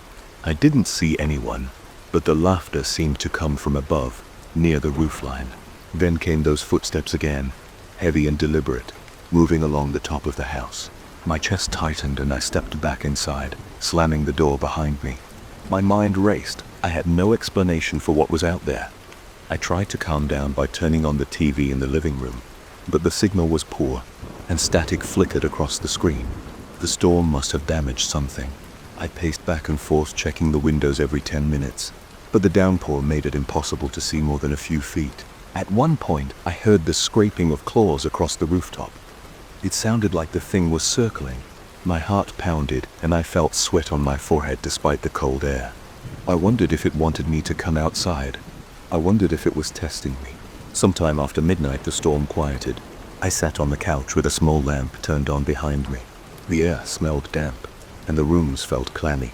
I considered packing up and leaving right then, but I was too rattled to drive in the dark on those winding roads. I was also stubborn. I wanted to figure out what was happening. I clenched my jaw and decided to wait until dawn. Around 1 in the morning, I heard a squeak on the porch floorboards. It sounded like a footstep, but heavier than my own weight. My body tensed. I stood up, grabbed my flashlight again, and approached the front door. I kept the lights off inside to avoid alerting whoever or whatever was standing out there. Carefully, I peeked through a small gap in the curtain. The porch was dark, lit only by the faint glow of the moon through the thinning clouds. I couldn't see anyone. I waited, barely breathing for another sound. Then, a single loud thump against the door made me jump. I almost dropped my flashlight. My heart hammered so hard, it hurt my chest. I forced myself to turn the knob and flung the door open, aiming the flashlight outside. There was nothing. The porch was empty. My breath came in short, quick bursts, and I felt my hands shaking. I stepped out onto the porch and swept the flashlight beam across the front yard. The rain-soaked grass glistened under the moonlight, and a few puddles reflected the light. There were no footprints on the porch itself. I moved the beam slowly upward toward the roof. Still nothing. As I backed into the house again, I thought I heard a low chuckle behind me, but it could have been the wind. I locked the door and stayed awake until sunrise. Morning brought no comfort. I headed out to check the roof again and found fresh tracks. The same strange biped footprints, but now they looked a little bigger, as if the creature's feet had pressed down harder on the wet surface. There were fine scratches etched between some of the shingles, like it had dragged its claws while walking. My stomach churned and I felt a wave of nausea. I climbed down the ladder unsteadily and spent an hour debating whether to leave. But something in me wanted proof. I wanted to know what this thing was. On the 5th night, I set up a simple plan. I positioned a large flashlight on the windowsill in the bedroom and aimed it at the roof outside. I turned off all other lights in the house and waited. The evening air felt thick with humidity. Occasionally the wind rattled the trees and I could smell the wet earth. I sat in the bedroom with my eyes locked on the beam of light shining onto the roof's edge. My heart wouldn't slow down. Every little noise made me flinch. Around 10, I heard it again. A light tapping across the roof. Then a harsher scrape like nails on concrete. My throat went dry. I inched closer to the window. My flashlight revealed a portion of the shingles. They were slick with leftover rain. I kept waiting for a shape to cross that beam of light. Suddenly I heard a short burst of laughter again. This time it sounded clearer, almost like a person's voice. It didn't echo or fade, it cut off abruptly. I jumped to my feet and rushed into the hallway to get a better angle from the living room window. I tripped on a loose floorboard and nearly fell. My heart was racing and I felt shaky all over. I reached the living room, flipped off the light switch, and peeked out the window facing the porch. The roof above that area was darker, outside the range of the bedroom flashlight. I tried to see if something was moving there, but the window was streaked with water from the earlier rain. My breath sounded too loud in the silence. Then I heard another set of footsteps above me, heavier than before. They headed toward the back of the house. I ran into the kitchen, which had a small window overlooking the rear. I flicked on the outdoor floodlight. It illuminated the backyard, but the roof remained shadowed. No sign of anything was visible. I stood there, adrenaline coursing through my veins until I felt dizzy. My legs felt weak, and my mouth tasted dry. I forced myself to swallow and think. If I went outside, maybe I could catch a glimpse of it. That idea made my chest tighten with dread. The memory of those footprints and the laughter kept me rooted in place.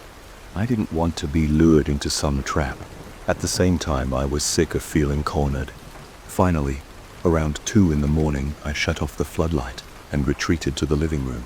I sank into the couch, glaring at the ceiling.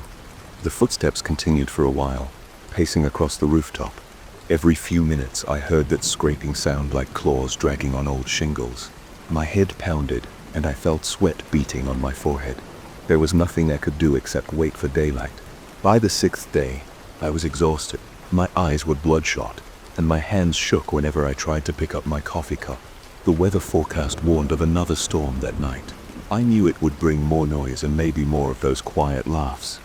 I spent the day double-checking the attic, walking the perimeter of the house, and searching for any logical explanation. I found none. The only thing I discovered were more faint scratches on the siding near the roofline.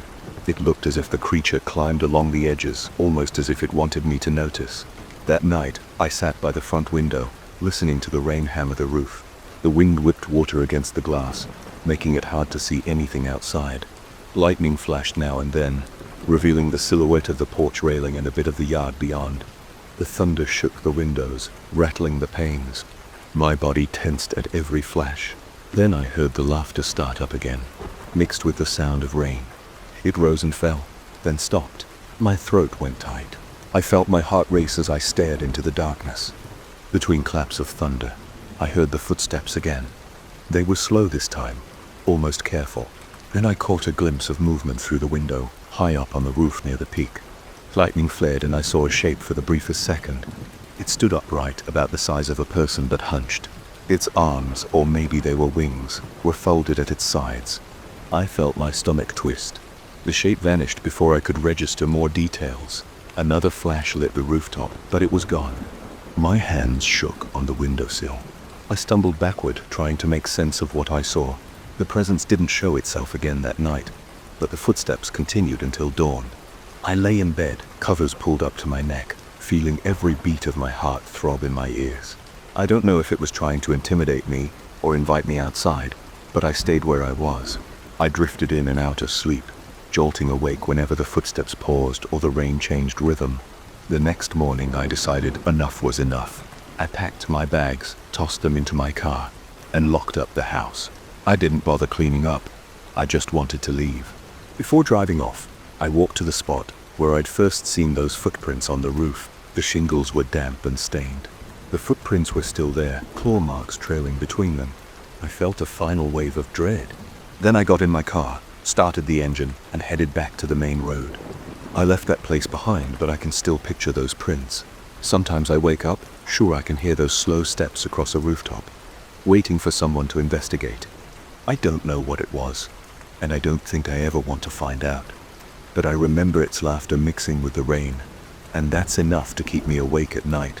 I first heard about the abandoned building from a local historian who insisted there were fascinating records of the neighborhood hidden inside. He said the place had been shut down for decades. Most people claimed there was nothing valuable left, but I felt a pull. I can't explain it in any complicated way. I just wanted to see it for myself. I wanted to check every floor, every dusty corridor, and every forgotten room, hoping I might find something that told a story about this city's past. I reached the main entrance in the late afternoon. The front doors had broken glass scattered around the concrete steps, with old boards hammered across one side of the door frame. There was enough space to squeeze through if I ducked. I tried not to make too much noise when I entered, although it probably didn't matter. The place was obviously deserted.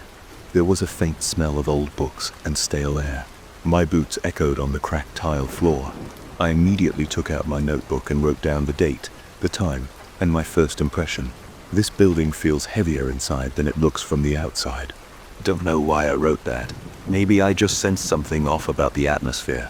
I started on the ground floor and worked my way up. Most of the lower floors looked trashed. Graffiti on the walls, broken pieces of furniture, shattered windows. I found some old newspapers piled in one corner of a hallway. They were from decades ago, yellowed and brittle. I flipped through a few pages, careful not to rip them, and jotted down any details that caught my eye. Headlines about local businesses, missing pets, announcements for community events. Nothing dramatic, but I still took the time to record it in my notebook. That's what I do. I collect small pieces of history so I can piece together a bigger picture later. By the time I reached the 10th floor, dusk was settling in. I had a flashlight, but I tried to preserve its batteries by only clicking it on in the darkest areas. Most floors had plenty of windows, and the late sun gave me enough light to walk around carefully. But I started noticing something peculiar.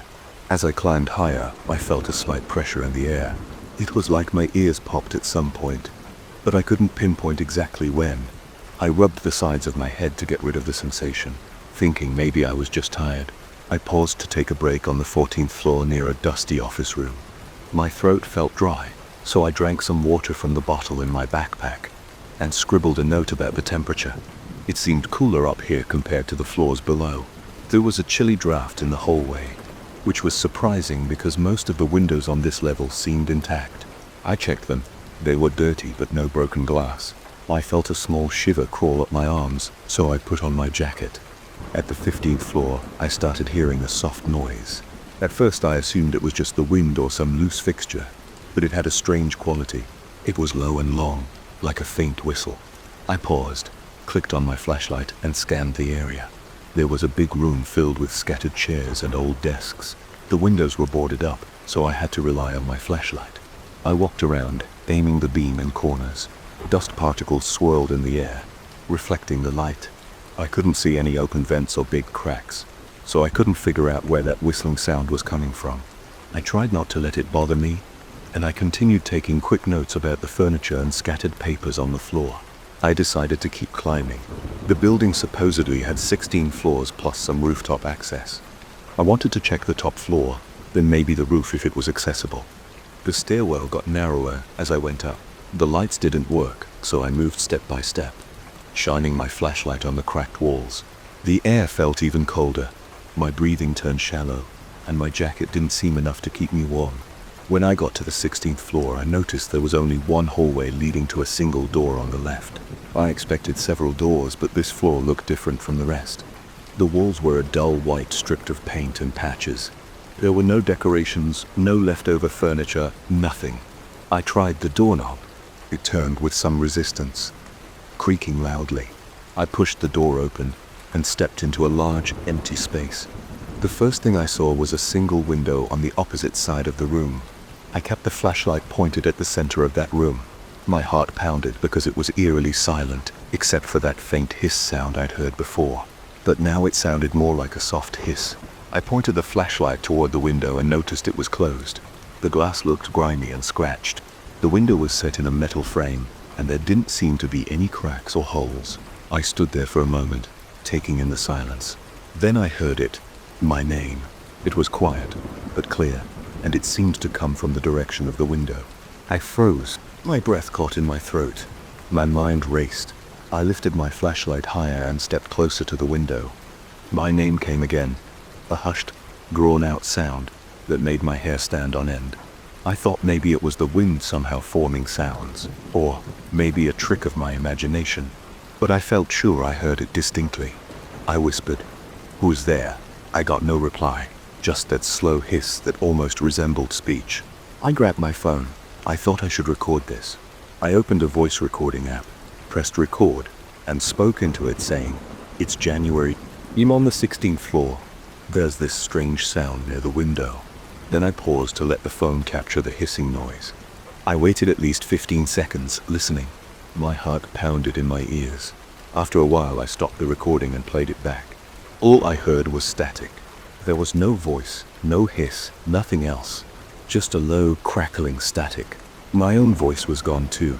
It was like the phone hadn't recorded me at all, just a buzz. I tried again, asking questions out loud, waiting for a response, and then playing it back. The same result, total static. I felt a wave of anxiety. My hands got clammy. I kept wiping them on my pants. I moved closer to the window but didn't touch it. I shone my flashlight across the glass and noticed faint fingerprints on the surface. They looked old. Then the hissing returned and it sounded like it was saying my name again. My stomach twisted. I reached out to the window frame, thinking I might open it, but stopped myself. It felt cold to the touch, almost like metal that had been sitting in a freezer. I pulled my hand away. Time passed without me realizing. I checked my watch and saw it was around 7 p.m. The sky outside had darkened. I could see only a dim glow through the dusty glass. The rest of the floor remained pitch black, except for the circle of light from my flashlight. My heart rate started to slow down a bit as I took a few deep breaths. I told myself I'd just do a quick check of the window lock, then head back downstairs. I reached for the lock. It was stiff, rusted, and covered in grime. But while my fingers hovered over the latch, I heard a distinct thumping sound. It came from the glass itself, like a gentle knock. The thumping repeated in a steady rhythm, sounding like a heartbeat. I jumped back, nearly dropping my flashlight. The thumping repeated again. I don't consider myself a superstitious person, but that moment shook me. My arms broke out in goosebumps and I felt a tingle along my neck. I was alone in that large, empty room. The only object there was the window. It looked ordinary, except it sounded like it had its own pulse. I edged backward. My legs felt weak, and I backed into the door through which I'd come. My mind ran in circles, trying to come up with a logical reason for what I was hearing. Then the hissing came again, more insistently this time. It spelled out my name with a metallic echo that made my teeth clench. I considered leaving right then, but curiosity got the better of me. I set my backpack on the floor, rummaged for my small audio recorder, and used it sometimes for interviews or notes. I figured maybe the phone's microphone was defective. I pressed the record button, held it out toward the window, and stared at the glass. The noise continued, the same rhythmic thumping and that strange hiss. I whispered a question. "What do you want?" The hiss didn't form words, but I felt like it was calling to me, urging me closer. After a few minutes, I stopped the recording and played it back. Static filled the entire track, with occasional pops. No voice, no hissing, no heartbeat, just a dull crackle. I felt my pulse hammering in my ears. My chest tightened, and I had trouble inhaling. I blinked away the sweat dripping into my eyes. I wasn't sure if I was imagining this. Everything around me felt heavier. My head pounded and my shoulders tensed. I tried to calm myself by taking slow, deep breaths, but the air felt thin. I looked at the window again. It seemed to glow very faintly, like it had a small internal light. I switched off my flashlight to see if I could notice it better. There was definitely a dim pulsation. Every few seconds the glass brightened just a bit and then dimmed, in sync with the thumping sound. My body reacted before my mind could process it. My heart rate spiked again. I flicked the flashlight back on, feeling safer with some light in my hand. I stepped closer to the window. I reached out a trembling hand to the latch. My name whispered again, urgent and drawn out. My breath caught in my throat.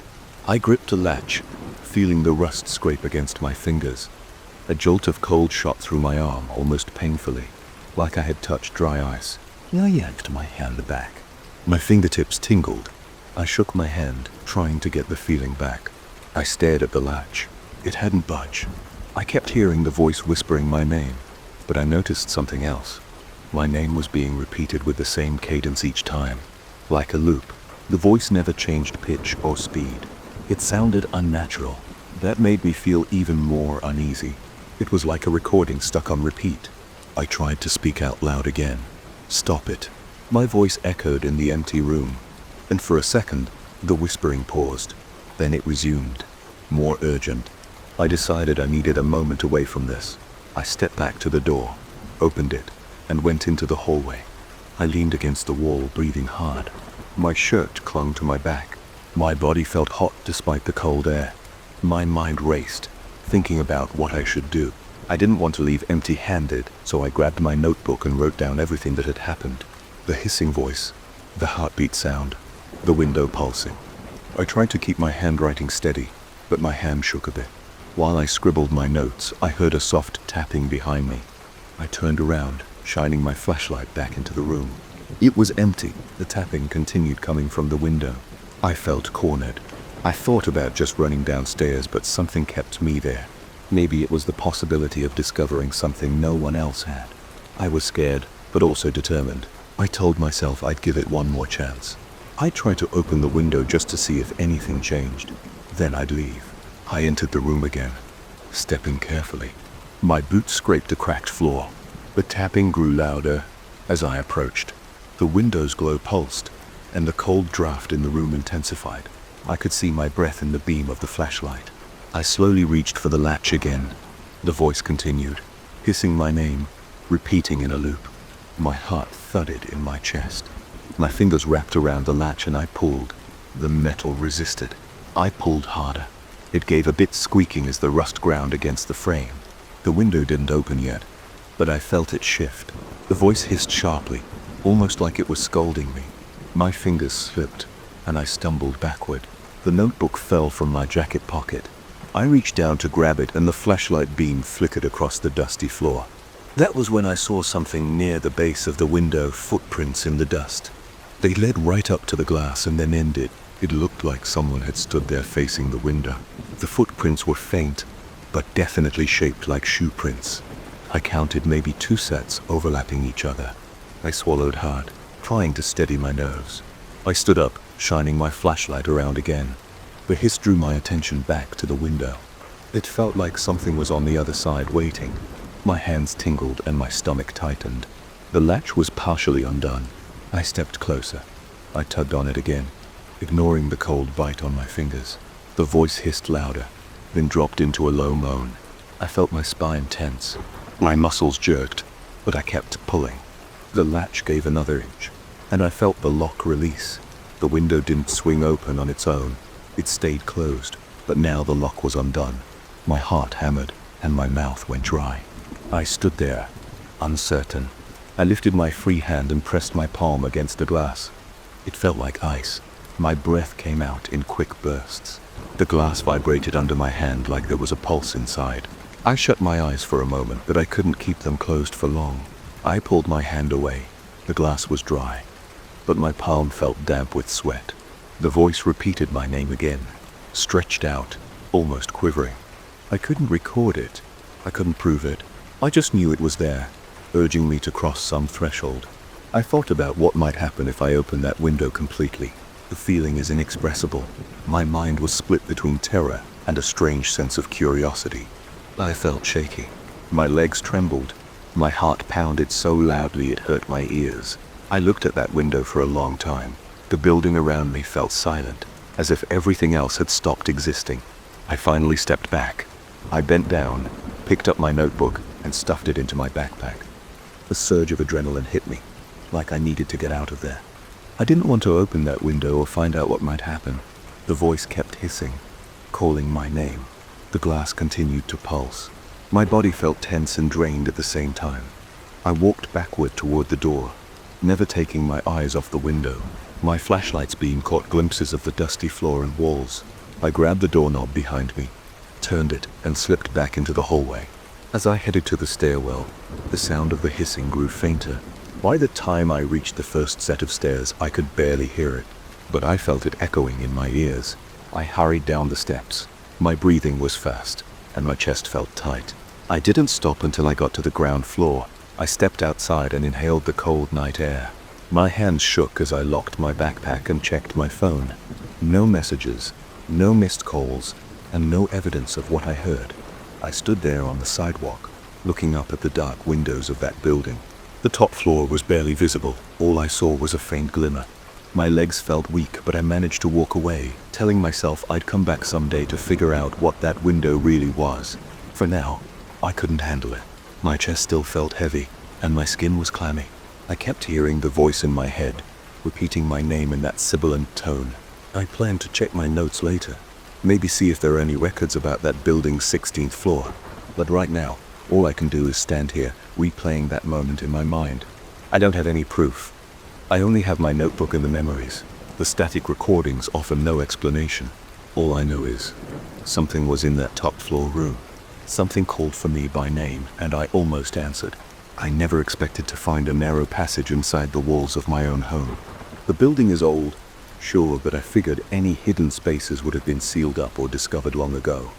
That all changed the night I heard the scratching, sharp, irregular sounds that came from somewhere near the living room. I thought it might be rodents at first. I even set a couple of traps, but nothing turned up. Then the scratching turned into faint scraping noises, almost like nails against wood, and I knew it wasn't coming from any animal. I listened carefully, trying to figure out where the sounds originated. I traced it to a corner by the fireplace, and that's when I noticed a thin sliver of space behind the wall. It took me a few tries to move the heavy armchair and slip a thin flashlight beam through the gap, but I saw an opening, and that's how I found the passage. I rent the top floor of a century-old apartment building. The place has thick walls, ornate moldings, and floors that creak with every step. I like the character of it, but I've also had to deal with weird plumbing and outdated wiring. Still, I never suspected there might be something hidden behind the plaster. My curiosity took over, and I spent the rest of that evening chipping away at the brittle material around the gap until I could fit my shoulders through. The passage was just wide enough for me to slide in sideways. I remember pressing my ear to the opening before going in. I heard nothing but my own breathing. Then I squeezed inside. The interior of that space was cramped. My shirt snagged on rough edges of old wood, and I felt dust clinging to my skin and hair, and the air smelled stale like rotted drywall mixed with something moldy. As I moved forward, the beam from my flashlight revealed a dark, claustrophobic corridor running between the plaster and the outside wall. It connected to other hollow spaces behind the structure, almost like a maze. At that moment, I felt a surge of adrenaline. Part of me wanted to back out immediately, but I pushed forward, drawn by the idea that there might be more to discover. A few yards in, I came across markings on the wooden support beams. They looked like letters, but they weren't in any language I recognized. They were carved deep into the wood with small, rough edges that made me think they were old. My heart thumped harder as I ran my fingers over the grooves. I felt something gritty in the carved lines, like dried residue or dust. The more I saw, the more unsettled I became. There were symbols too, circles and triangles arranged in patterns. I had no idea what they meant. I took some quick photos with my phone and tried not to think about what kind of person had left these inscriptions. That first trip into the walls lasted about 20 minutes before I got too anxious to continue. My knees were shaking, and I kept imagining that the narrow space might collapse on me. When I finally backed out and returned to my living room, I noticed the armchair was in a slightly different position than I'd left it. It was almost unnoticeable, just a few inches off. I assumed I'd bumped it when I came through, so I brushed it off. But the seed of unease had been planted. The next day, I couldn't stop thinking about what I had found. I woke up early, feeling unrested and tense. I grabbed a coffee, stared at the portion of the wall I had chipped away, and decided to investigate more thoroughly. I told myself I'd set up my phone to record audio in there, just in case. I folded a small digital recorder into my jacket pocket and then slipped back into the passage.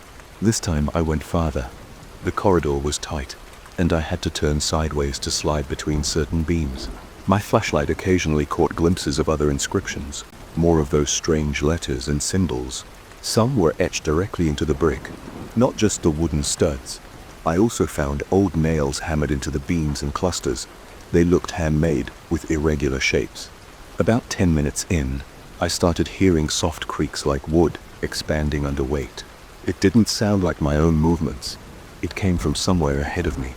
I froze, pressing my back against the rough wall. My heart pounded so hard it made my ears ring. The light from my flashlight wobbled across the boards. I tried to steady my breathing, telling myself it might just be old beams settling. But the noise came in short bursts, like footsteps. Then it stopped. I couldn't see anything out of place, so I took a few more steps forward. My foot brushed against something on the floor, a small metal object that clinked against my shoe. I bent down and picked it up. It was an old key, rusted and worn. I held it in my palm, wondering how it got there. My body felt cold, and I realized I was sweating.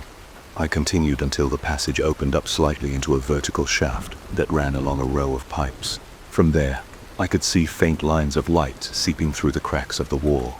It looked like I was behind my bedroom closet, or maybe near the hallway. I couldn't tell for sure. The air felt heavier in this spot. There was a foul smell that reminded me of wet basement floors. I tried to keep breathing shallowly. Then the scratching started again, behind me this time. I spun around, shining my flashlight across the corridor. Nothing moved, but the sound persisted, as if something was raking its claws against a beam. It only lasted a few seconds, then silence. I decided I'd had enough. I slowly made my way back, careful to keep my flashlight pointed ahead so I could see where I was going. The entire time I felt like I was being watched. I was relieved when I stepped back into my living room. After that second exploration, things got stranger in my apartment. I started noticing small changes in the layout of the furniture. My coffee table would be slightly angled one morning, or the bookshelf would have a gap on the left side instead of the right. I asked the landlord if he had come in while I was out, but he denied it. I tried to dismiss these oddities, but every time I turned around, something else seemed off. The floor plan felt different, as if certain walls had shifted. I could have sworn the hallway to my bedroom was narrower one afternoon than it had been the day before. I even measured it in desperation, but the numbers were inconclusive. I thought I was going crazy. I decided to confront my confusion by going back into the passage. That was my third time. I felt driven to record everything on video, so I strapped a small camera to my forehead with a headband. I tested the light and focus, then climbed into the gap again. This time, I ventured deeper than before. I crawled through a portion that required me to duck under some pipes. The floor felt damp in places, and every so often I heard creaks above me, like someone walking overhead. But I lived on the top floor. Nobody should be above me. The realization made my stomach churn. I wanted to turn back, but I forced myself forward. As I turned a tight corner inside the wall, the camera light illuminated more inscriptions on the beams. They looked more intricate, like they'd been carved with care. Some of the letters had lines crossing through them. Others were repeated so many times they formed entire blocks of markings. I ran my hand over one set of symbols and felt how deep the carving went. My fingertips brushed over jagged edges that felt fresh, not worn smooth by time. That made me jump back. I turned the camera toward the floor and noticed footprints in the dust. They were faint, but they definitely weren't mine. The size seemed similar to my own shoe, but I could see the pattern of a different tread. My legs felt weak. I thought about leaving, but I pressed on, determined to see where this would lead. A few steps further, I came to a junction that branched into two narrow paths. The right path led deeper into darkness. The left seemed to angle toward a part of the building I hadn't checked yet. I took the left, my heart pounding, trying not to breathe too hard. The corridor ended at a wide section of rotted paneling. There was a large set of symbols painted, not carved on the panel. The paint looked dark, maybe black or brown. I couldn't determine its exact color with the flashlight. I leaned in, seeing that the lines of paint were bumpy, as if it had been layered on thick. And then I heard a whisper. It sounded like a single word, very faint. I snapped my head around, shining the light behind me. No one was there. My breath caught in my throat. I stood absolutely still, straining to hear anything else. Only silence. I tried to calm down by wiping the sweat off my forehead. Then I took a closer look at the painted symbols.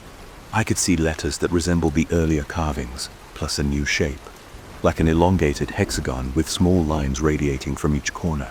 I didn't understand any of it. I just felt dread rising in my chest. Suddenly I heard a soft scratching again from the direction of that rotted panel. The wood quivered, like something was on the other side. My arms prickled with goosebumps. I held the camera steady, but my flashlight flickered. The batteries were starting to die. I cursed under my breath. Then the scratching turned into a faint tapping, followed by what sounded like a low moan. I'd never heard anything like it. It wasn't an animal. It was too deep, too deliberate. I backed away, almost tripping over a loose board. That was it. I knew I had to get out. My body felt hot, and my shirt clung to my skin.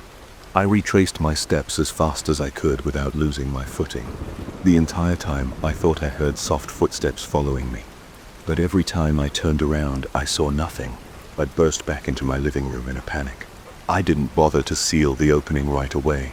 I sat on the floor breathing hard, trying to make sense of what had just happened. The next day, I reviewed the camera footage. Most of it was too dark and shaky. But there were moments when I could hear faint whispers or something like distant breathing that didn't match my own. I showed it to a friend who suggested it might just be echo or interference. I wasn't satisfied with that explanation. My friend also noticed how those footprints in the dust looked fresh. That spooked him, but he shrugged it off, saying maybe maintenance people had used the passage in the past. That didn't explain the shapes and carvings. Over the following week, the occurrences in my apartment escalated. I would leave the living room to grab something in the kitchen and return to find a chair turned around. Drawers I knew I had closed would be open. My bedroom door would close on its own, and the handle would sometimes rattle at night. I stopped sleeping well. I lay in bed, heart pounding, waiting for noises. Most nights I heard faint clicking sounds in the walls, along with soft rustling. I started carrying a flashlight with me everywhere, even into the bathroom. The worst part was the sense that the layout of the rooms was shifting. The angles of the walls seemed different on certain days. I stood in the hallway and felt like the door to my bedroom was a few inches off from where it had been the night before. It was subtle, but alarming. I tried talking to the landlord again. He said the building was old and not always structurally sound. He claimed the floors might have some uneven spots, but I knew that didn't account for everything I was experiencing. He insisted no one had been inside my unit. I didn't bother mentioning the inscriptions. I knew he'd just tell me it was old graffiti or something else that wouldn't help me. So I went back into the passage for one last exploration. This time I planned to mark certain areas with chalk to see if I could track any changes. I slipped in, carrying an extra flashlight and some colored chalk. I drew small X marks on the wood every few yards. I also put marks on the floor. The corridor was silent, except for the occasional creak of old boards. As I moved deeper, I noticed that some of my old footprints were gone, almost like the dust had been disturbed or swept away. I felt the hairs on my arms stand up. I could see faint scuff marks that didn't match my shoes, heading in a direction I hadn't explored before. My pulse quickened, but I forced myself to follow them. I tried to keep quiet, moving slowly. The corridor led to a chamber-like area behind the stairwell. I'd never known such a space existed.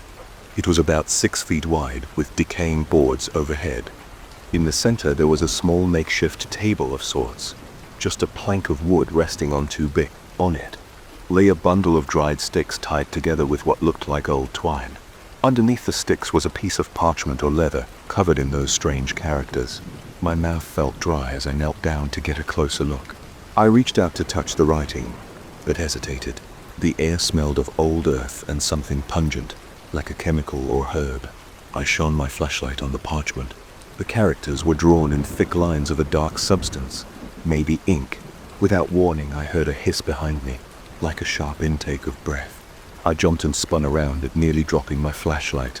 The beam swept across the chamber, but I saw nothing except dust particles floating in the air. My heart hammered. I backed away from the makeshift table, keeping the light pointed ahead. The hiss came again, but I couldn't pinpoint the source. My hands were shaking so badly I could barely keep hold of the flashlight. I turned to leave, but the corridor behind me seemed different. The passage looked narrower. I could still fit, but the boards were at an angle as if they had shifted. I had no choice but to squeeze through. My shoulders scraped the wood, and splinters jabbed into my forearm. I swore under my breath, ignoring the pain. I kept moving, one step at a time, convinced something was right behind me. After a few minutes of inching my way forward, I reached the opening to my living room. I scrambled out, breathing hard and dripping with sweat. The opening was smaller than before. Somehow the gap was tighter, and fresh plaster bits were scattered on the floor. I kicked them away in frustration and covered the hole with a sheet of plywood I'd found in the basement. I didn't seal it completely, but I'd locked it well enough to stop me from going back in. For the next several days, I tried to ignore the sounds. I tried to act like everything was normal. But at night, the building's walls made subtle popping noises, as if the space behind them were shifting again. Sometimes I heard whispers too soft to make out any words, but definitely there. Now, every time I walk through my apartment, I pay attention to the position of every piece of furniture. If a chair is moved even an inch, I notice. A week ago, I would have thought I was going nuts. But I know better. There's something or someone in those walls. I don't know what they want. I don't even know if they're human. I only know that the carvings, the footsteps, the whispers, and the realignment of walls and furniture keep happening. They aren't random. The building feels alive in a way that sets my teeth on edge. I plan to move out soon, but part of me hesitates. What if leaving doesn't solve the problem? What if the building's secrets follow me? I haven't been back into that corridor since. I still have the camera footage and photos of the symbols, but I don't show them to anyone anymore. There's no point in convincing others. I hear the noises at night, and I see subtle shifts in my living space. That's enough proof for me. So I sit here, hearing the faint scraping in the walls as I write this down. I can explain what's behind there. I only know I found something I wish I hadn't. And whenever I think about investigating again, I feel a clenching in my chest that stops me from lifting the plywood cover. I keep my tools locked in a closet now, so I won't be tempted to pry further. I check my arm sometimes. The spot where the splinters stuck me. The skin is still tender. It's a reminder of how real this is. Nothing in those narrow spaces feels safe. The building changes when you're not looking. And I can shake the feeling that whatever lurks inside those walls is waiting for another chance to show itself. I'm not sure how much longer I can endure it. But for now, I remain here. Eyes open, ears alert, heart pounding with every subtle creak.